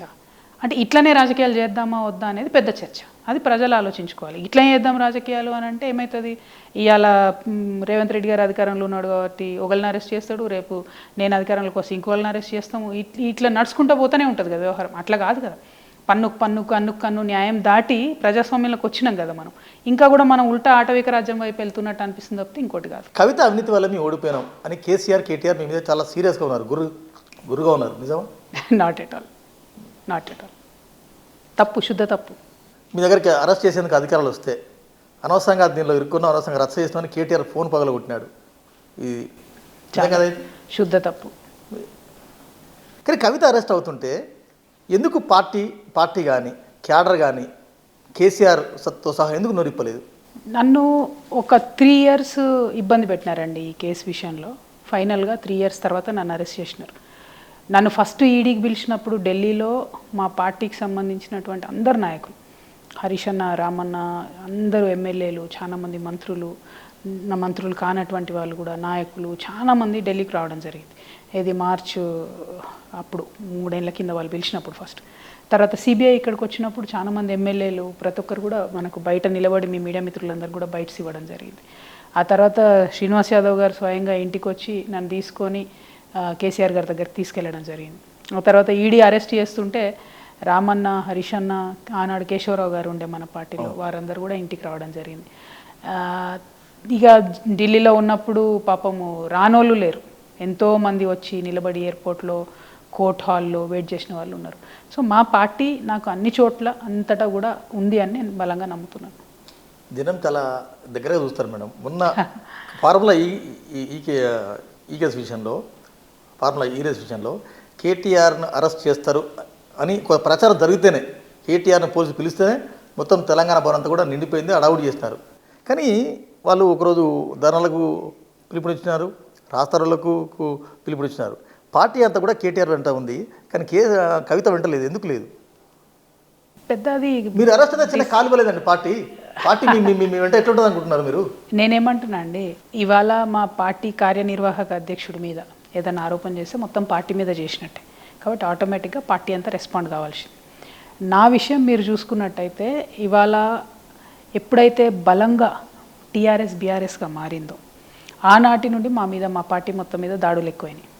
మల్లారెడ్డి గారి మీద, గంగుల కమలాకర్ మీద, వద్దిరాజు రవిచంద్ర మీద, అట్లా అనేక మంది మా పార్టీ నాయకుల మీద కూడా సేమ్ ఇడిదే. ఆనాడు కూడా కేసీఆర్ గారు నోరు ఇప్పలేదు. సో నోరు నా విషయంలో ప్రత్యేకంగా ఇప్పాల్సిన అవసరం లేదు. ఎప్పుడైతే మాట్లాడాల్సిన సందర్భం వచ్చిందో నన్ను అరెస్ట్ చేసి జైలుకి పంపించిన తర్వాత కేసీఆర్ గారు బయటకు వచ్చి పర్టికులర్గా ఎక్స్ప్లెయిన్ చేశారు. ఎందుకంటే నేను వారి డాటర్ కూడా కాబట్టి ఎక్స్ప్లెయిన్ చేశారు. కానీ ఒకసారి మా పార్టీ వర్కింగ్ ప్రెసిడెంట్ మీద అటాక్ అంటే టోటల్ పార్టీ మీద అటాక్. పార్టీ వర్కింగ్ ప్రెసిడెంట్ ఒక న్యాయం ఉంటుంది, కవితకి ఇంకో న్యాయం ఉంటుంది. మీ పార్టీలో అట్లా ఉంటుందా? అంటే ఇప్పుడు కవిత కేసే కదా. నేనేమంటున్నా పార్టీ రియాక్షన్ చిన్నదా పెద్దదా అన్నది పక్కన పెడితే పార్టీ పాలసీ ఒక్కొక్కరికి ఒక్కొక్క రకంగా మారడం అంటూ ఉండకూడదు కూడా. సో ఆనాడు ఎవరి మీద, గంగుల మీద అయినా మల్లారెడ్డి మీద అయినా ఎవరి మీద ఈడీ అటాక్ అయినా కూడా నా విషయంలో ఎట్లా రెస్పాండ్ అయినారో వాళ్ళ విషయంలో కూడా అట్లే రెస్పాండ్ అయ్యారు. వాళ్ళకు కూడా పార్టీ లీగల్ హెల్ప్ చేసింది, నాకు కూడా చేసింది. అందులో వేరే ఆలోచన ఏం లేదు. 14 ఏళ్ళ ఉద్యమ పార్టీ, 10 ఏళ్ళ అధికార పార్టీ ఒక కవిత మీద, ఒక మాజీ ఎంపీ మీద, సిట్టింగ్ ఎమ్మెల్సీ మీద కేసు అయితే ఎంటైర్ పార్టీ మీ వెంట లేకపోవడం అది మీకు అవమానం అనిపించలేదా? అవమానం ఏముంటుందండి. ఇప్పుడు నేను చెప్పేది ఒకటే, మా పార్టీ నాతో ఉంది అని నేను బలంగా ఆనాడు నమ్మాను, ఈనాడు కూడా నమ్ముతున్నా. మీ వైపు నుండి మీకు చూస్తే డిఫరెంట్గా అనిపించవచ్చు, నా వైపు నుండి నేను మాత్రం చూస్తే నాకు నార్మల్. ఒక ధర్నా లేదండి, ఒక ధర్నా లేదు, ఒక కాల్ పార్టీ పిలుపు లేదు, అది ఎవరికైనా అనిపించదు? అది పెద్ద ఆలోచన. నేను చెప్పేది ఏంటంటే అండి, అల్టిమేట్గా రాజకీయ ప్రత్యర్థులు చేస్తున్నటువంటి కుట్రను బలంగా తిప్పి కొట్టాల్సిందే, అందులో అనుమానం లేదు. కొట్టే క్రమంలో ఎక్కడన్నా పార్టీ వీక్గా మీకు కనిపించి ఉండొచ్చు, మీరు మీడియాలో ఉంటారు, నిరంతరం చూస్తుంటారు కాబట్టి. కాకపోతే పర్సనల్గా మాత్రం నేను ఎప్పుడు అట్లా ఫీల్ కాలేదు. కాదండి, 6 నెలలు జైల్లో ఉంటే మీ పార్టీ అధ్యక్షుడు రాలేదండి, ఎట్లా చూస్తారు మీరు? నేను వద్దన్నానండి బాబు, మీరు అట్లా తప్ప అనుకోవద్దు. మా మదర్ని, మా ఫాదర్ని, మా అత్తగారిని, మా మామగారిని, ఈ నలుగురిని, మా ఆడబిడ్డను, మా తోటికోడల్ని కూడా మీరు ఎట్టి పరిస్థితులలో జైల్లోకి రావద్దని చెప్పిన. నేను అందులో ఏం అనుమానం లేదు. జైలుకి వస్తామంటే కూడా స్పెసిఫిక్గా నేను రావద్దని చెప్పిన. ఎందుకంటే ఆ పరిసర ప్రాంతాలకు కూడా వాళ్ళు రావడం నాకు ఇష్టం లేకుండే. కానీ నా పిల్లలిద్దరిని మాత్రం నేను చాలా మిస్ అయ్యి, నేను రండి మీరు చూడాలని ఉంది అని చెప్తే పాపం వాళ్ళు వచ్చి ఆ తిహార్ జైల్లో 3 గంటలు ఎండలో వెయిట్ చేసి నా కోసం, ములాఖాత్ కోసం వెయిట్ చేస్తే చాలా సందర్భాల్లో కన్నీళ్ళు పెట్టుకున్నా కూడా పిల్లల్ని అయితే ఒకసారి చూడాలనిపించింది. కానీ ఆ శ్రమ నా పేరెంట్స్ కానీ మా అత్తమామ కానీ పడొద్దని నేను అనుకున్నా కాబట్టి వాళ్ళని రావద్దని చెప్పాను. దాంట్లో కేసీఆర్ గారు చేసింది ఏం లేదు. రిపీటెడ్గా పాపం తను కోర్టుకు కూడా వస్తా అంటే వద్దని ఖరాఖండిగా నేను చెప్పిన. వారి గౌరవానికి అది తగదు. ఆయన నా తండ్రి కావచ్చు, కానీ ఆయన మాట్లాడితే, ఆయన నిలిచి ఉంటే కోట్లాది మంది ఆయన చూస్తారు. సో నా కార్యకర్తల కోసం, వాళ్ళ గౌరవం కాపాడడం కోసం కేసీఆర్ గారు రావద్దని ఖరాఖండిగా. ఒక బలమైన విమర్శ ఉండింది, అది మీరు యాక్సెప్ట్ చేస్తారో లేదో నాకు తెలియదు. కేసీఆర్ గారికి పాలిటిక్స్ తప్ప తండ్రి, కొడుకు, బిడ్డ ఏమి ఉండదు, తప్పు చేసినని. Is a very sensitive person అండి. మీరు అన్నది కరెక్టే, తప్పు చేస్తే ఎవరిని కూడా క్షమించరు, అది పక్కన పెడితే అనుబంధాలకు చాలా ఎక్కువ విలువనిస్తారండి ఆయన. ఇప్పుడు దాసోత్ శ్రవణ్ గారు ఉన్నారు, డెఫినెట్గా చాలా గాఢంగా ఆయనను ఇష్టపడ్డారు. ఆయన బయటకు పోయి కేసీఆర్ గారిని చాలా రకాలుగా విమర్శలు చేసినా కూడా మళ్ళీ వచ్చిన తర్వాత కూడా వారిని స్వీకరించి మళ్ళీ ఎమ్మెల్సీ పదవి ఇచ్చారు. ఒకసారి ఇస్తే గవర్నర్ రిజెక్ట్ చేస్తే కూడా మళ్ళీ మొన్న ఇచ్చారు. అంటే ఆయన అట్లాంటి మనిషి, తొందరగా క్షమించి, తండ్రి గుణం బాగా ఎక్కువ ఉన్నటువంటి మనిషి. 10 ఏళ్ళు అధికారిగా హోదా అనుభవించిండ్రు. ఒక్కసారి జైలు పోతుంటే మీ ఫీలింగ్స్ ఎట్లా ఉన్నాయండి? ఎందుకంటే మీ పిల్లల ముందే, అబ్బాయి ముందే మీరు జైలుకి వెళ్తున్నారు, అనిల్ గారు వీళ్ళందరూ, ఎట్లా అనిపించింది ఆ మూమెంట్స్? డెఫినెట్గా ఇబ్బందిగా ఉంటుంది కదండి. కాకపోతే తెలుసు కదా ఇదంతా పొలిటికల్ డ్రివెన్ జరుగుతుంది, కానీ ఈ దేశంలో న్యాయ వ్యవస్థ ఉంది, తప్పకుండా మనకు రిలీఫ్ వస్తుంది అన్నటువంటి దాంతో కాన్ఫిడెంట్గా ఉన్నాను, అందులో అనుమానం లేదు. బట్ ఇక అదో రకమైన ప్లేసు, మనకు సూట్ కాని వెదరు, బీభత్సమైన వేడి, అసలు లైట్లు 24 గంటలు, చాలా భీకరమైన పరిస్థితే ఉంటుంది. సో అట్లాంటి టైంలో కొంచెం సిక్ కూడా అయినా మళ్ళీ నేను అప్పుడు చాలా సిక్ అయ్యి, చాలా వెయిట్ లూజ్ అయ్యి, చాలా ఇబ్బంది అయింది. బట్ ఇట్స్ ఓకే, గట్టిగా ఉండండి కాబట్టి తట్టుకున్నా. ఒకటి ఏంటంటే పిల్లలు మాత్రం భయంకరంగా మిస్, చాలా. 10 ఏళ్ళు సీఎం కోటరీ, సీఎం కూతురు ఇవన్నీ ఎంపీగా పనిచేసినారు, మీకు ప్రోటోకాల్ ఉంది. మీకు 10 ఏళ్ళే కనబడుతున్నాయి. నేను చెప్తున్నా, నేను పుట్టినప్పటి నుంచి అధికారమే చూసిన. నాన్న నేను ఎంత సింపుల్గా, అప్పుడు నాన్న మెట్రో చెప్పులేసి ఇప్పుడు కూడా నాన్న మెట్రో చెప్పులే వేసుకుంటాడు. మేము అంతే, అప్పుడేం చెప్పులు వేసినాము, ఇప్పుడు అంతే. అంతేగాని పెద్దగా ఏదో లైఫ్ స్టైల్లో కానీ దేంట్లో కానీ మార్పు వచ్చింది అయితే ఏం లేదు. 6 నెలల జైలు జీవితం ఏం నేర్పిందండి? జీవితం చాలా చిన్నది, బతుకున్న కొన్ని రోజుల్లో ఆనందమైన విషాదమైన పోరాటమైన తొందరగా చేయాలని నేర్పింది. ప్రజల కోసం ఇంకా డెడికేటెడ్గా పనిచేయాలని మాత్రం చాలా బలంగా డిసైడ్. అంటే రాజకీయ నాయకులు జైలుకు పోవడం రావడం కొత్త ఏం కాదు, కానీ తిహార్ లాంటి జైల్లో మీరు 6 నెలలు ఉండడం, అక్కడ కట్టిక పరిస్థితి, ఆ జైలు జీవితం ఎట్లుంటుందో అది అందరికీ తెలుసు. మీరు ఎలా తట్టుకున్నారు, కేసీఆర్ ఎట్లా తట్టుకున్నారు, పైపెచ్చు మీ మదర్ ఇంకా చాలా సెన్సిటివ్ పాపం, ఎట్లా ఫీలింగ్స్ ఎట్లా? డెఫినెట్గా చాలా హార్ష్ టైం అండి, చాలా బాధాకరమైన సమయం. మా శత్రువులకు కూడా రావద్దని మాత్రం నేను బలంగా కోరుకుంటా. అంత భయంకరంగా టైం గడిచింది.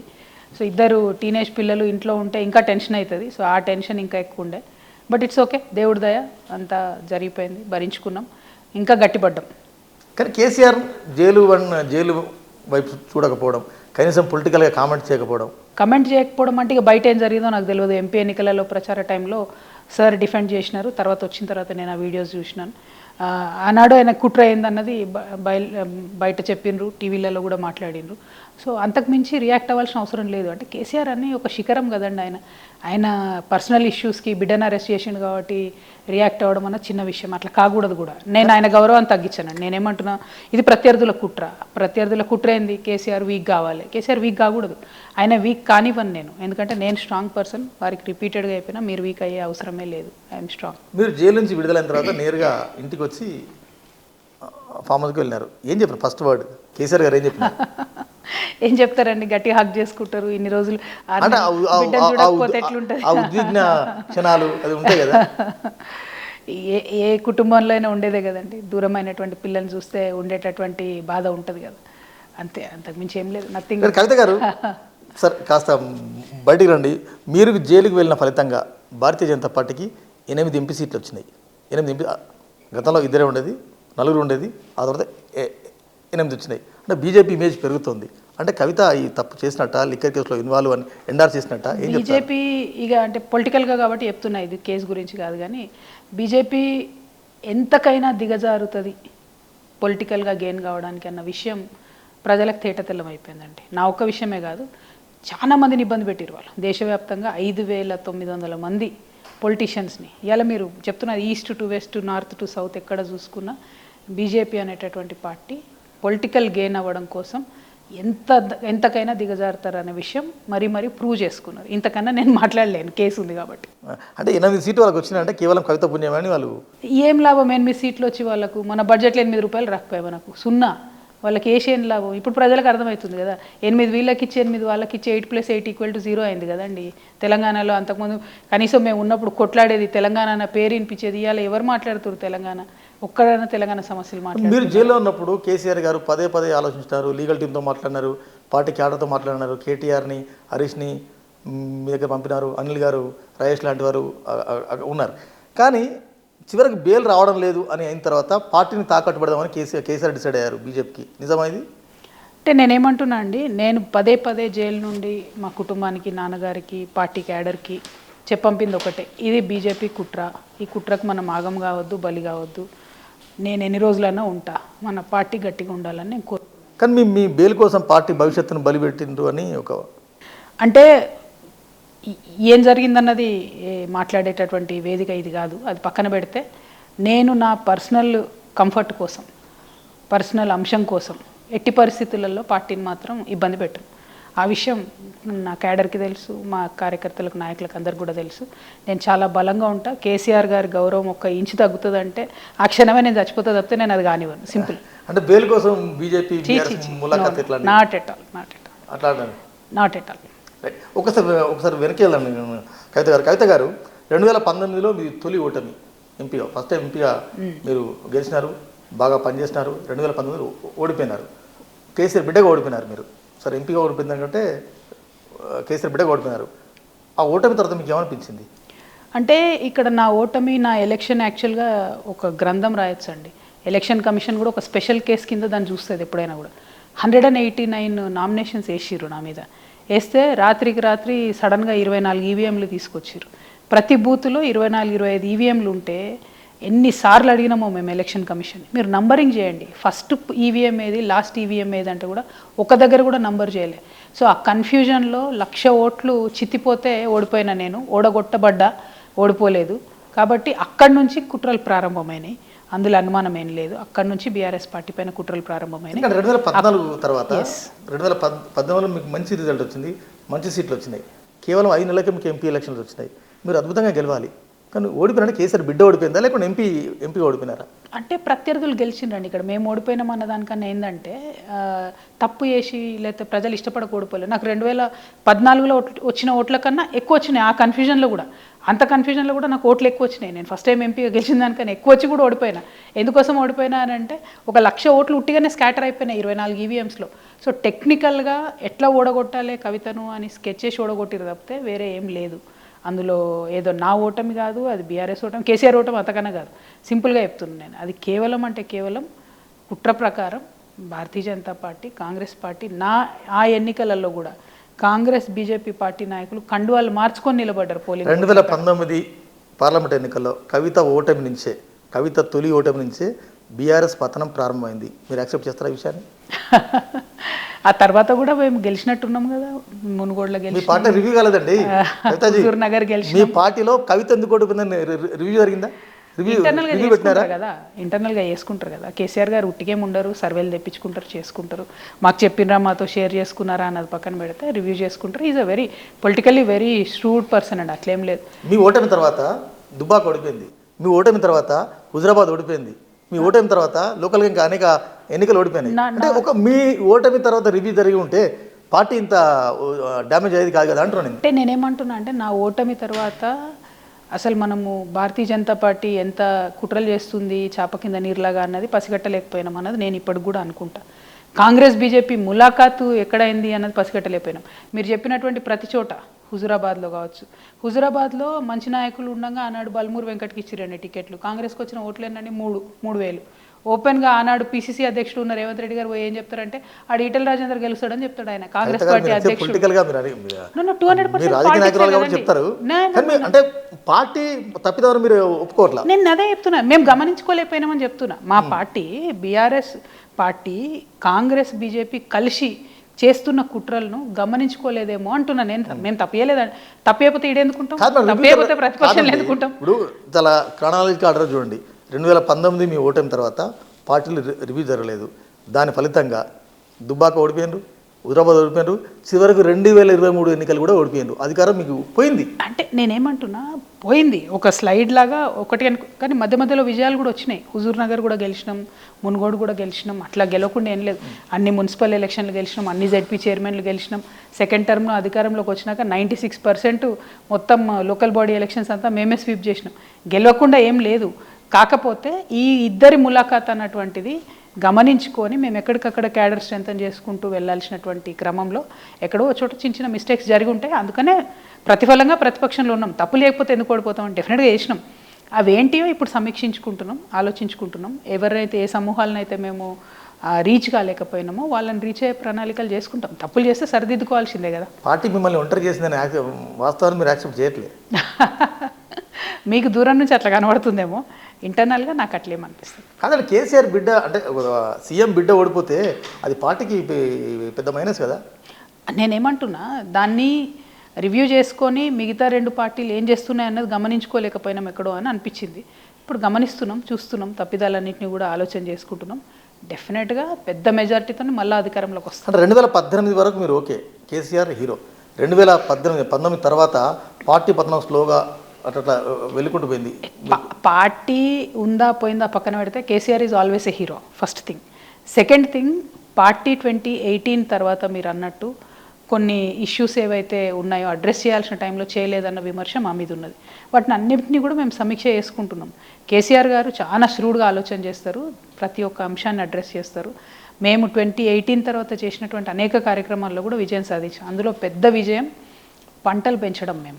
మీరు కాళేశ్వరం అని చెప్పి ఇంత విమర్శలు చేసినా కూడా మనం తెలంగాణ రాకముందు ఉన్న పంటకు ఇప్పటి పంటకు చూసుకుంటే ఎంత తేడా ఉందో మీకే తెలుసు. అది నేను లేదు కాళేశ్వరం రాకముందు లేవు పంటలు. లేదు మేడం, కాళేశ్వరం నీళ్లు రాకపోయినా 1.5 మెట్రిక్ టన్నుల ధాన్యం వచ్చింది. సో నేనేమంటున్నా అంటే కాంగ్రెస్ పార్టీ ఏదో కాళేశ్వరం ఎండబెట్టి కేసీఆర్ని ఫెయిల్ చేసిన అనుకుంటారు, కానీ రైతుల్ని ఫెయిల్ చేస్తారు, వాళ్ళు తెలంగాణ ప్రజల్ని ఫెయిల్ చేస్తున్నారు, తెలంగాణ నెక్స్ట్ జనరేషన్ని ఫెయిల్ చేస్తున్నారు. అది తప్పు మేడం. కాళేశ్వరంకి తెలంగాణ రైతాంగం సంబంధం లేదు మేడం. అది 100% సంబంధం ఉంది. లే ఉండదు. 100% ఉంది. 200% సుక్క నీరు రాదు మేడం. లక్షల ఎకరాలు ముఖ్యమంత్రి జిల్లాలో ఎండిపోతుందా అండి? మేము ఉన్నప్పుడు ఎట్లా ఇచ్చినాం?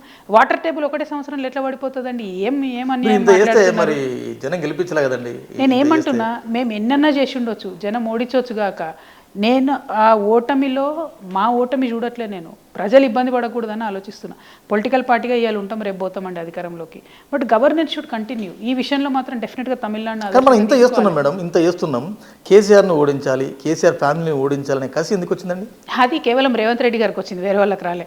రేవంత్ రెడ్డి గారికి వచ్చి ఆయన ఊరంతా చెప్పుకుంటా తెలంగాణ ప్రజలకు రాలేదు.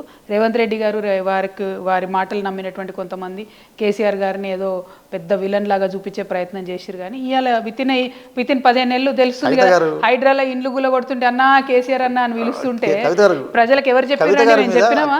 ఆయన ఆర్తనాదాలు పెట్టుకుంటా కేసీఆర్ గారిని పిలిచిన వాళ్ళకి మేము చెప్పినామా? మీ ప్రభుత్వం ఓడిపోవడానికి 4 ప్రధాన కారణాలు చెప్పగలుగుతారా? ఒకటి, డెఫినెట్గా నేను అన్నట్టు ఏదన్నా కొన్ని సమూహాలకు ఇబ్బంది జరిగే విధంగా మేము వాళ్ళు కోరుకున్నది అందించలేకపోయి ఉండొచ్చు. 2, మళ్ళీ చెప్తున్నా చాలా బలంగా, బీజేపీ కాంగ్రెస్ మ్యాచ్ ఫిక్సింగు. 3, వీళ్ళు ఇచ్చినటువంటి అలవిగా అన్నటువంటి అబద్ధపు హామీలు, చాలా దారుణంగా ఆ హామీలను ప్రమోట్ చేసేటటువంటి ప్రయత్నం చేసింది. ఈ 3 ప్రధాన కారణాలని నేను. కేసీఆర్ 10 ఏళ్లలో చివరి 5 ఏళ్ళు ప్రజలకు దూరం అయ్యారు. Not at all. నమ్మరా? కేసీఆర్ దగ్గర ఎప్పుడు ఉన్నారండి? ఎప్పుడైనా కేసీఆర్ కదా. ఉద్యమం టైంలో కూడా అదే ఆరోపణలు ఉన్నాయి, ఆయన మీద ఎవరిని కలవడు అని. ఇప్పుడు కూడా అంటే ఆయన మనిషి క్యారెక్టరే అంత. ఆయన ఆలోచన చేసుకునేటటువంటి వ్యక్తి, ప్లాన్ చేసుకునేటటువంటి వ్యక్తి, ప్రజలకు ఎట్లా మార్గనిర్దేశం చేయాలి, ఎప్పుడు ప్రజలు కలవాలి అనేటటువంటి ఆయనకు స్ట్రాటజీ ఉంటుంది. అంతేగాని మీరు అడిగినప్పుడల్లా కలవాలి, నేను కేసీఆర్ ఇంటికి పోతే కేసీఆర్ కలవలేదు కాబట్టి కేసీఆర్ చెడ్డోడు అంటే పాయింట్ అది కాదు. పాయింట్ ఏంది? ప్రజలకు లాభం జరిగిందా లేదా? కేసీఆర్ ఉద్యమ సమయంలో కలవడు అన్నారు, అల్టిమేట్గా తెలంగాణ వచ్చిందా రాలేదా? ఇవాళ కేసీఆర్ కలవలేదు అధికారంలో ఉన్నప్పుడు అన్నారు. రేవంత్ రెడ్డి గారు ఏమన్నా నేను రోజు పొద్దులేసి కలుస్తా అన్నారు. ఒక రోజు పోయిండండి ఆయన ప్రజాపాలనకి, అక్కడ సెక్రటేరియట్కి అయితే ఇప్పుడు చుట్టం సుప్పుగానే పోతా ఉన్నాడు. కేసీఆర్ గారి మీద అదే విమర్శ చేసినారు కదా, మీరు సెక్రటేరియట్కే పోరు అన్నారు. మరి రేవంత్ రెడ్డి గారు ఎన్నిసార్లు పోయినారు? ఎందుకు పోలీస్ కమాండ్ కంట్రోల్లో కూర్చొని పరిపాలన చేస్తారు? 15 నెలలైంది, మీరు ఇంకా నిజాలు మరలకుండా ఎట్లా అండి? నిజమే చెప్తున్నా కదా, ప్రజాపాలనకు రేవంత్ రెడ్డి గారు ఒకటే రోజు పోయింది. అబద్ధమా? 100% నిజం. మీ పార్టీ వైఖరి, కేసీఆర్ వైఖరి, కేటీఆర్ అటిట్యూడ్ మీ ఓటమికి కారణం కదా? ఒప్పుకోరా మీరు విషయాన్ని? నేను కాదు బ్రదర్, నేనేమంటున్నా అంటే మాలో ఉన్న లోపాలు, మా ఓటమికి కారణాలు మేము విశ్లేషించుకుంటున్నాం. చెప్పండి. అది 200%. మీకు బయటకు ఎందుకు చెప్తామంటే పార్టీ ఇంటర్నల్గా చర్చించుకుంటాం కదా, మీడియాలో చెప్పేటటువంటి విషయాలు ఉండవు కదా. 100 ఇష్యూస్ ఉంటాయి ఓటమికి. నేను చెప్పిన కర్నూలు సాగుకు 1,00,000 కారణాలు అన్నట్టు, బీఆర్ఎస్ లాంటి స్ట్రాంగ్ క్యాడర్ ఉన్నటువంటి పార్టీ ఓడిపోవడానికి 1,50,000 కారణాలు ఉండొచ్చు. అవన్నీ మేము విశ్లేషించుకుంటాం. అది మీకు పబ్లిక్ చెప్పాల్సిన అవసరం లేదు కదా. రిజల్ట్ మీరు చూడాలి. ఇవాళ మేము ప్రజాక్షేత్రంలో నిలబడి పోరాటం చేస్తున్నాము, దాని రిజల్ట్స్ ప్రజలు చూస్తున్నారు. ఒక్కొక్కటి బెనిఫిట్ వాళ్ళకి వస్తుంది, రేపటి నాడు కూడా వస్తాయి. నేను 100% నిజమే చెప్తా. నాకు నష్టం కూడా జరిగింది చాలాసార్లు నిజం చెప్పడం వల్ల, అయినా నిజమే చెప్తా. మీరు కొన్ని ఇంకా అబద్ధాలు చెప్తున్నారు మేడం. లేదండి, నాట్ ఎట్ ఆల్. నేను ఏవైతే పార్టీ ఇంటర్నల్గా మాట్లాడుకోవాలో అది మీకు చెప్పాను కదా. న్యాచురల్లీ పార్టీ ఇంటర్నల్గానే మాట్లాడుకుంటాం. ప్రజలకు ఎంతవరకు చెప్పాలో అది డెఫినెట్గా చెప్తున్నాను. అందులో భాగంగా నేను మళ్ళీ చెప్పేది ఒకటే, ముఖ్యమంత్రి గారు మా మీద కక్ష పెట్టుకుంటే సంతోషం, పెట్టుకోండి, కానీ ప్రజల కోసం పనిచేయాలని కోరుకుంటున్నాను. కేసీఆర్ ఫ్యామిలీ మీద ఎందుకు ఇంత నెగిటివిటీ వచ్చిన వ్యతిరేకత ఎందుకు వచ్చింది? నేను చెప్తున్నా కదండి, నెగిటివిటీ అందరి దగ్గర ఏం లేదు, కొందరే ఫీల్ అవుతున్నారు. ఫీల్ అయిన కొందరు దాన్ని ప్రాపగేట్ చేస్తున్నారు, అంతకుమించి ఇంకోటి ఏం లేదు. సమీప రోజుల్లో భారత రాష్ట్ర సమితి బతికి బట్టగడుతుందా? డెఫినెట్గా బతికి బట్టగడతాం, ప్రజల చుట్టూ ఉంటాం, ప్రజలతోనే ఉంటాం, ఖచ్చితంగా అధికారంలోకి. అసెంబ్లీ నుంచి పార్లమెంట్ రండి, 37%. మీరు 16% ఉన్నారు. దాదాపు 10 సీట్లలో మీకు డిపాజిట్ రాలేదు. మొన్న మండలి ఎన్నికలకు దూరంగా ఉన్నారు. రేపు జిహెచ్ఎంసీ ఎన్నికల్లో పోటీ చేయరు కూడా తెలియదు. పార్టీ అసలు నేను ఉండనివను, పార్టీని కూకటి వేలతో పికిలేస్తా అంటాను రేవంత్. ఏం చెప్తారు? అంతకుముందు రేవంత్ రెడ్డి గారు అధికారంలోకి వచ్చే కన్నా ముందు కాంగ్రెస్ పార్టీ పరిస్థితి ఏంటంటే 5 ఎమ్మెల్యేలు ఉండే కాంగ్రెస్ పార్టీకి. ప్రజలు కోరుకుంటే, ప్రజలు కావాలనుకుంటే 63 మంది ఎమ్మెల్యేలను ఇచ్చారు. ఇప్పుడు మా దగ్గర 39 మంది ఉన్నారు ఎమ్మెల్యేలు. ప్రజలు కోరుకుంటే మళ్ళీ 83 మంది రావచ్చు. అందులో పెద్ద విచిత్రం ఏం లేదు, ఇది రాజకీయాలలో జరగంది కాదు. సో ఇవాళ టైం బాగాలేదు కదా అని రేపు కూడా బాగుండదు అనుకోవడం కరెక్ట్ కాదు. BRS party will bounce back. కానీ ఇంత జరిగినా కూడా కేసీఆర్ బయట రాకపోవడం, ప్రతిపక్ష నేత హోదా ఇచ్చినా కూడా జనాన్ని అడ్రస్ చేయకపోవడం, 58 లక్షల జీతం తీసుకున్న అసెంబ్లీకి రాకపోవడం ఎట్లా చూస్తారు మీరు? నేనేమంటున్నా అంటే అండి, కేసీఆర్ గారు లాంటి నాయకుడు ఆయన ఎప్పుడు బయటకు వస్తారో అప్పుడే బయటకు వస్తారు. ఆయన ముఖ్యమంత్రి ఉన్నా, ఉద్యమ నాయకుడిగా ఉన్నా, ప్రతిపక్ష నాయకుడిగా ఉన్నా, ఆయన శైలి ఆయన సొంతం. అట్లా ఒక్కొక్క మనిషికి ఒక్కొక్క వ్యక్తిత్వం ఉంటుంది. ఇవాళ రేవంత్ రెడ్డి గారు ప్రతిరోజు బయటకు వస్తున్నారు, ప్రతిరోజు 3-4 మీటింగ్లు పెడుతున్నారు. నేనేం చెప్తున్నా అండి, రేవంత్ రెడ్డి గారు ప్రతిరోజు మీటింగ్ పెడుతున్నారండి, కానీ ఫీజు రియంబర్స్మెంట్ ఎందుకైతే లేదు?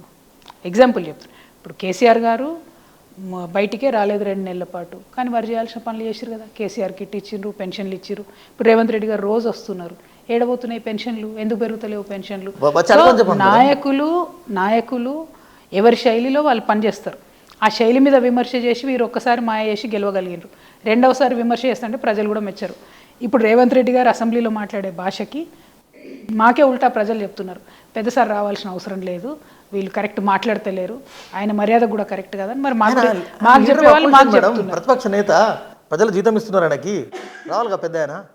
మా పార్టీ వాళ్ళు నిలదీస్తున్నారు కదండి, మా పార్టీ వాళ్ళు నిలదీస్తున్నారు. దానికి సంబంధించి ముఖ్యమంత్రి గారిని జవాబు చెప్పాలి. ఏ హోదా, ఎవరికి ఏ హోదా ఉంది చెప్పండి మీ పార్టీలో? కవిత గారికి ఏ హోదా ఉంది? నేను ఎమ్మెల్సీని, నాకు ఇప్పుడు ఒక విషయం చెప్తా వెంకట్ గారు, మీకు ఒక రాజకీయ పార్టీ కార్యకర్తగా ఉండడమే పెద్ద హోదా. ఫస్ట్ థింగ్, పొద్దున నేను గ్రామంలో లేస్తే రాజకీయ పార్టీలో ఉన్నటువంటి వ్యక్తులకి గీసుకొని పనిచేస్తారు. ఎదురుంగ పార్టీ వాడు కనీసం పెళ్లికి పేరెంటానికి కూడా పిలవనటువంటి పరిస్థితి ఉంటుంది. ఇలా బీఆర్ఎస్ పార్టీలో లక్షలాది మంది కార్యకర్తలు ఉన్నారండి.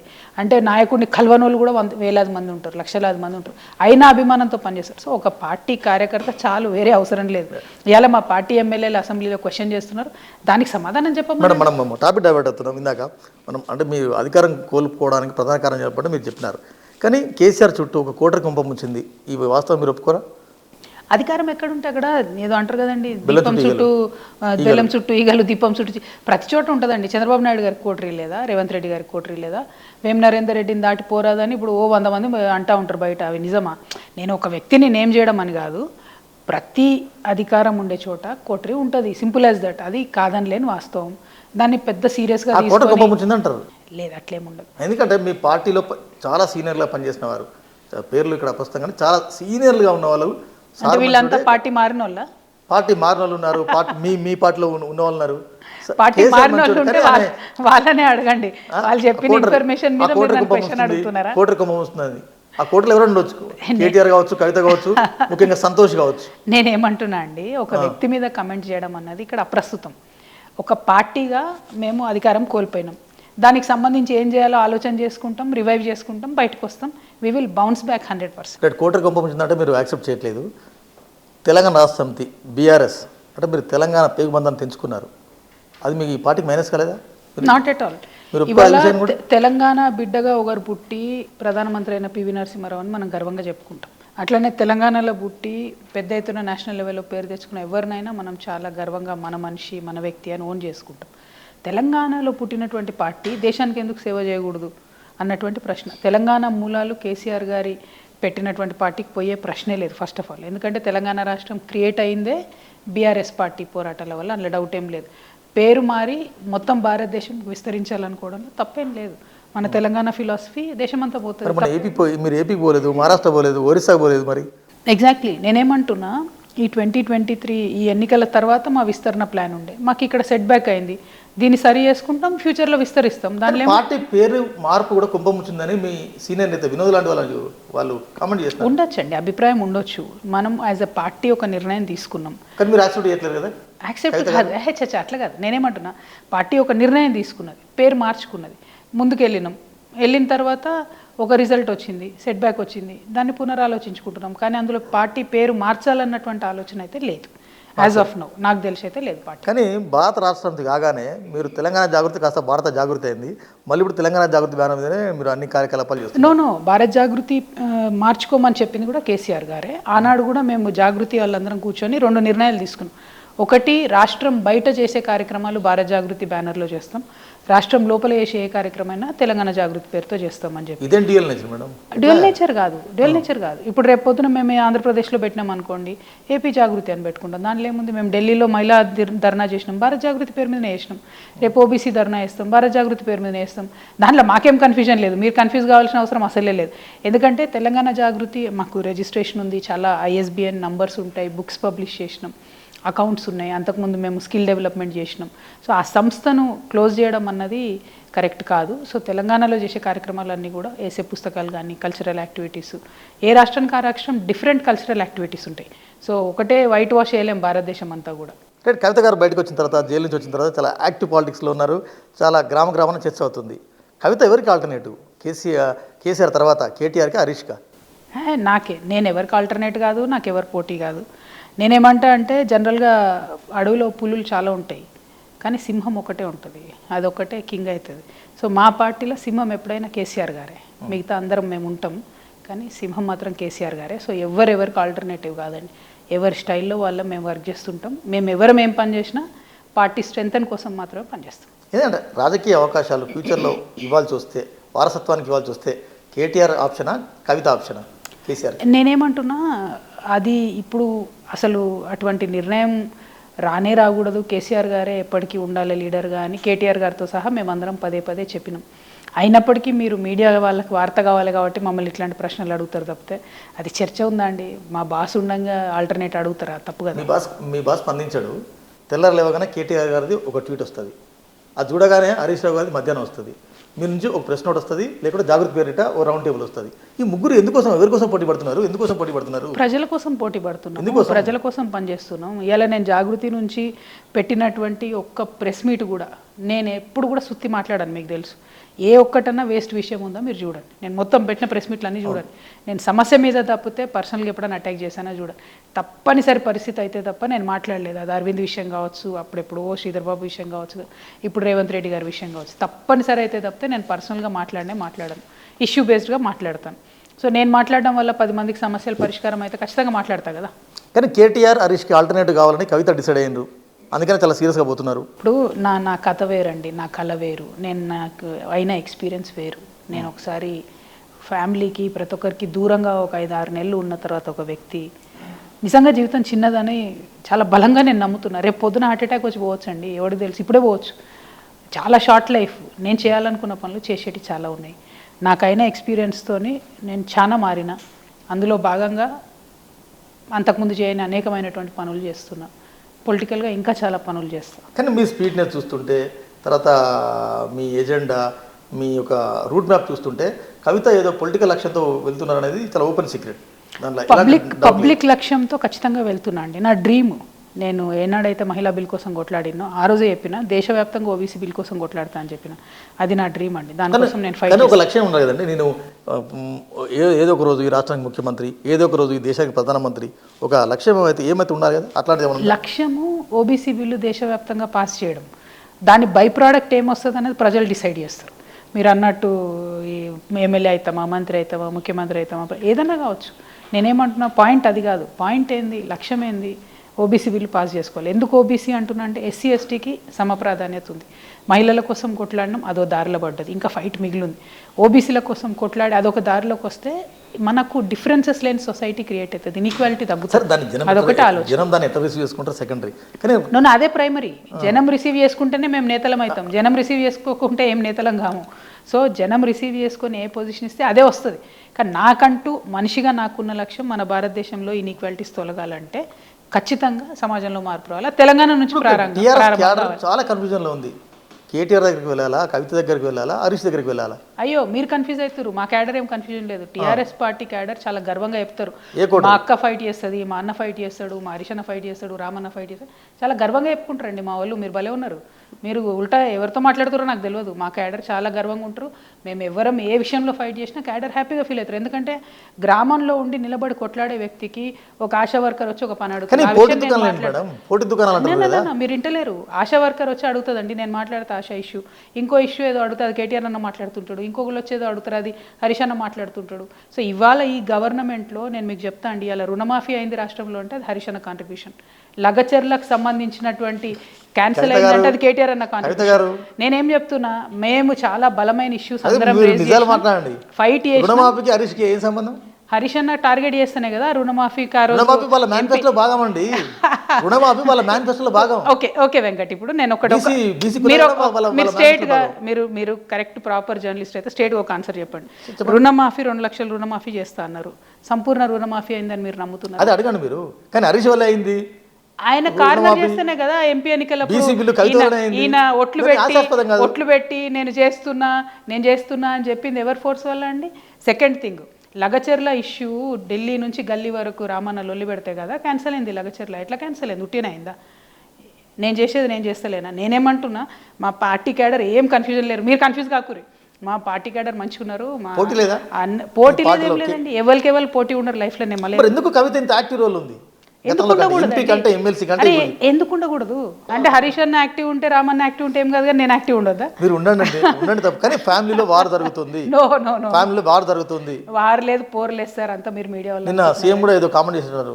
ఆయనకు నేను ఇప్పుడు కూడా రిక్వెస్ట్ చేస్తున్నా, సీఎం గారు దయచేసి మీరు ప్రజలకు పనికొచ్చే పనులు చేయండి సార్. మా ఫ్యామిలీని ఆల్రెడీ టార్గెట్ చేసిరు, మీరు సీఎం అయింది అయిపోయింది, ఇంక ఇప్పుడన్నా మంచిగా ప్రశాంతం కూర్చొని ప్రజలకు పనికొచ్చే పనులు చేయొచ్చు కదా. నల్లమల్ల పులిబిడ్డ నేను నల్లమల్ల నుంచి వచ్చిన బీఆర్ఎస్ పని అయిపోయింది. నేను అంటే ఒక విషయం అండి, ఇప్పుడు మన రాష్ట్ర ముఖ్యమంత్రి కాబట్టి ఆయన పులి అనుకుంటే నేను ఏమి తప్పుపట్టను, ఆయన డెఫినెట్గా టైగరే. కాకపోతే టూత్లెస్ టైగర్ పాపం.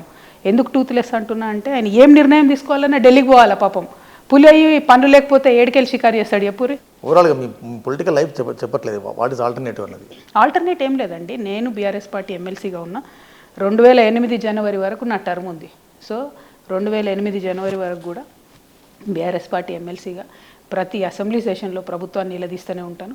బీఆర్ఎస్ పార్టీ కార్యకర్తగా, జాగృతి నాయకురాలిగా ప్రతి ప్రజా సమస్య మీద ప్రజాక్షేత్రంలో కూడా ప్రభుత్వాన్ని నిలదీస్తూనే ఉంటాను. ఏంది నెక్స్ట్ పార్లమెంట్కి వెళ్తారా, మళ్ళీ అసెంబ్లీకి వెళ్తారా? ఏంది Kavitha road map, political road map? ప్రస్తుతానికి రోడ్ మ్యాప్ ఏం లేదండి. నేను మీకు చెప్పిన కదా, లైఫ్ ఈజ్ వెరీ షార్ట్. అది మాత్రం బలంగా అర్థమైంది. అంటే ఉండాలి కదా, నేను మళ్ళీ పార్లమెంట్ అంటే ఆ పార్లమెంట్ను చూజ్ చేసుకోవడం, అసెంబ్లీకి అంటే అసెంబ్లీ మీరు రెగ్యులర్ బాన్స్పడబోతున్నారు, అది అట్లాంటిది ఏమన్నా? అంటే మొత్తం తెలంగాణలో కవితకి ఎంట్రీ లేని ప్లేస్ ఏముంది చెప్పండి? ఎక్కడికన్నా పోవచ్చు. కవిత గారు ప్రజల్లో ఉండాలనుకుంటున్నారు, 100% జిల్లాలు తిరగాలనుకుంటున్నారు. 100%. కానీ కవిత గారికి గురుతరమైన బాధ్యతలను అప్పగిస్తారా పార్టీ? మా పార్టీల బాధ్యతలతో పని లేదండి. నేను చెప్తున్నా, బీఆర్ఎస్ పార్టీ కార్యకర్త అవ్వడమే. మా సోషల్ మీడియా కార్యకర్తలు ఉన్నారు, వాళ్ళకి ఏం అధికారం ఉంది చెప్పండి? ఏమన్నా పదవి ఉందా? ఎందుకు డిఫెండ్ చేస్తారు? మా నాయకుడు అంటే ఒక అపారమైనటువంటి ఆరాధన మాకు. ఆయన లక్ష్యం ఒకటే, తెలంగాణ సాధించాలి, తెలంగాణను బంగారు తెలంగాణ చేయాలి. ఆ దిశగా మేము ఆయనను సపోర్ట్ చేస్తూనే ఉంటాం, ఆయన కోసం పనిచేస్తూనే ఉంటాం. సింపుల్. ఒకవేళ సీఎం ఆఫర్ వస్తే కేటీఆర్ ఎంచుకుంటాడా, కవితను ఎంచుకుంటాడా? ఏది అంటారు కదా, ఆల్లేదు సుల్లేదు అల్లుడు పేరు సోమలింగం అన్నట్టు. ఎన్నికలే రాలేదు. I don't know. ఇప్పుడు దాని మీద చర్చ పెట్టాల్సినటువంటి అవసరం కూడా లేదని నేను అనుకుంటున్నాను. మా పార్టీలో కేసీఆర్ గారే సీఎం ఉండాలని చెప్పి రామన్న, హరీష్ అన్న, నేను ప్రతి ఒక్కరేం చెప్పినాం ఓపెన్గా. అయినా మీరు మళ్ళీ అదే క్వశ్చన్ అడిగితే నేనేం చెప్పాలి? ఇక్కడ ఒక చర్చ జరుగుతుందండి ఇంట్లో. సీఎం కుర్చీ కోసం ఎలాగో 10 ఏళ్ళు మనకు అవకాశం ఉండే, కేటీఆర్కి అవకాశం రాలేదు, కవితకు అవకాశం రాలేదు. నెక్స్ట్ మళ్ళీ ఒకళ్ళ అవకాశం వస్తే సీటు నీదా నాదా, కేటీఆర్ వర్సెస్ కవిత, ఈ ఫైట్ జరుగుతుంది ఇంట్లో. Not at all. Absolutely zero. ఎవరు చెప్పారో తప్పు చెప్పారు మీకు.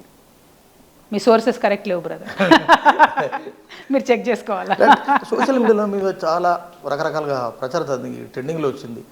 లిక్కర్ క్వీన్ అనేది గమనంలో ట్రెండింగ్ అయింది. అవన్నీ మీరు విన్నప్పుడు ఏమనిపించింది మీకు కానీ, ఫ్యామిలీకి కానీ, పిల్లలకు కానీ? అంటే ఒకటండి, నా మీదనే కాదు, నిజంగా ఉమెన్ మీద చాలా ఘోరమైన దాడి జరుగుతుంది సోషల్ మీడియా మీద. ఉమెన్ జర్నలిస్టుల మీద కూడా నేను చూస్తుంటా కదా, వాళ్ళని చిన్న పోస్ట్ పెడితే కూడా విపరీతమైనటువంటి దాడి జరుగుతూ ఉంటుంది. సో నా విషయంలో నేను నా పిల్లలకి నన్ను జైలుకి తీసుకెళ్లేటప్పుడు కూడా నా చిన్న కొడుకు అదే చెప్పిన, సోషల్ మీడియా చూడకు అని చెప్పిన. అన్నకు కూడా చెప్పు చూడొద్దు అని చెప్పిన, ఎందుకంటే బాధపడతారు పిల్లలు, ఇమోషనల్ అవుతారు అని చెప్పి. నేనైతే చూడనండి సోషల్ మీడియా. నాకు మా పిఆర్ఓ వాళ్ళు ఇట్లా వస్తుంది, ఇది ఏదైనా రియాక్ట్ కమ్మంటారా, ఏదైనా ప్రజా సమస్య మీద తప్పితే నేను కమెంట్స్ మీద రియాక్ట్ కాను. మంచివైనా చెడవైనా చూడను సోషల్ మీడియా. నాకు తెలిసి ఏంటంటే బ్రాడ్కాస్ట్ మెథడ్ బిలీవ్ చేస్తాను నేను. రేపు ఈ కార్యక్రమం ఉందని మేము చెప్తాం అంతే. దాని మీద వాడు ఎవరన్నా ఏమైనా కమెంట్ చేసినా కూడా పెద్ద రియాక్ట్ కావద్దని కూడా నేను చెప్తాను. చాలామంది నన్ను విమర్శిస్తారు, మీరు యాక్టివ్ ఉండాలి సోషల్ మీడియాలో అంటే. నేనేమనుకుంటా అంటే ప్రజాక్షేత్రంలో ఎక్కువ యాక్టివ్ ఉంటే, సోషల్ మీడియా అన్నది ఒక టూల్, కానీ చాలామంది సోషల్ మీడియానే మెయిన్ అని అట్లా బతికేస్తున్నారు. అది కరెక్ట్ కాదనిపిస్తుంది, రాంగ్ ట్రెండ్ అనిపిస్తుంది. చివరగా కవితను ఎట్లా చూడొచ్చు ఫ్యూచర్ పాలిటిక్స్? వెరీ యాక్టివ్గా, వెరీ అగ్రెసివ్గా, మా 24 గంటలు కార్యకర్తల కోసము డోర్ ఓపెన్ పెట్టుకునేటటువంటి ఒక నాయకురాలుగా చూడొచ్చు. థ్యాంక్ యూ వెరీ మచ్ కవిత గారు. ఇది ఈ వారం ఇంటర్వ్యూ. మరో వారం మరో గెస్ట్తో మళ్ళీ కలుద్దాం. అంతవరకు చూస్తూనే ఉండండి V6.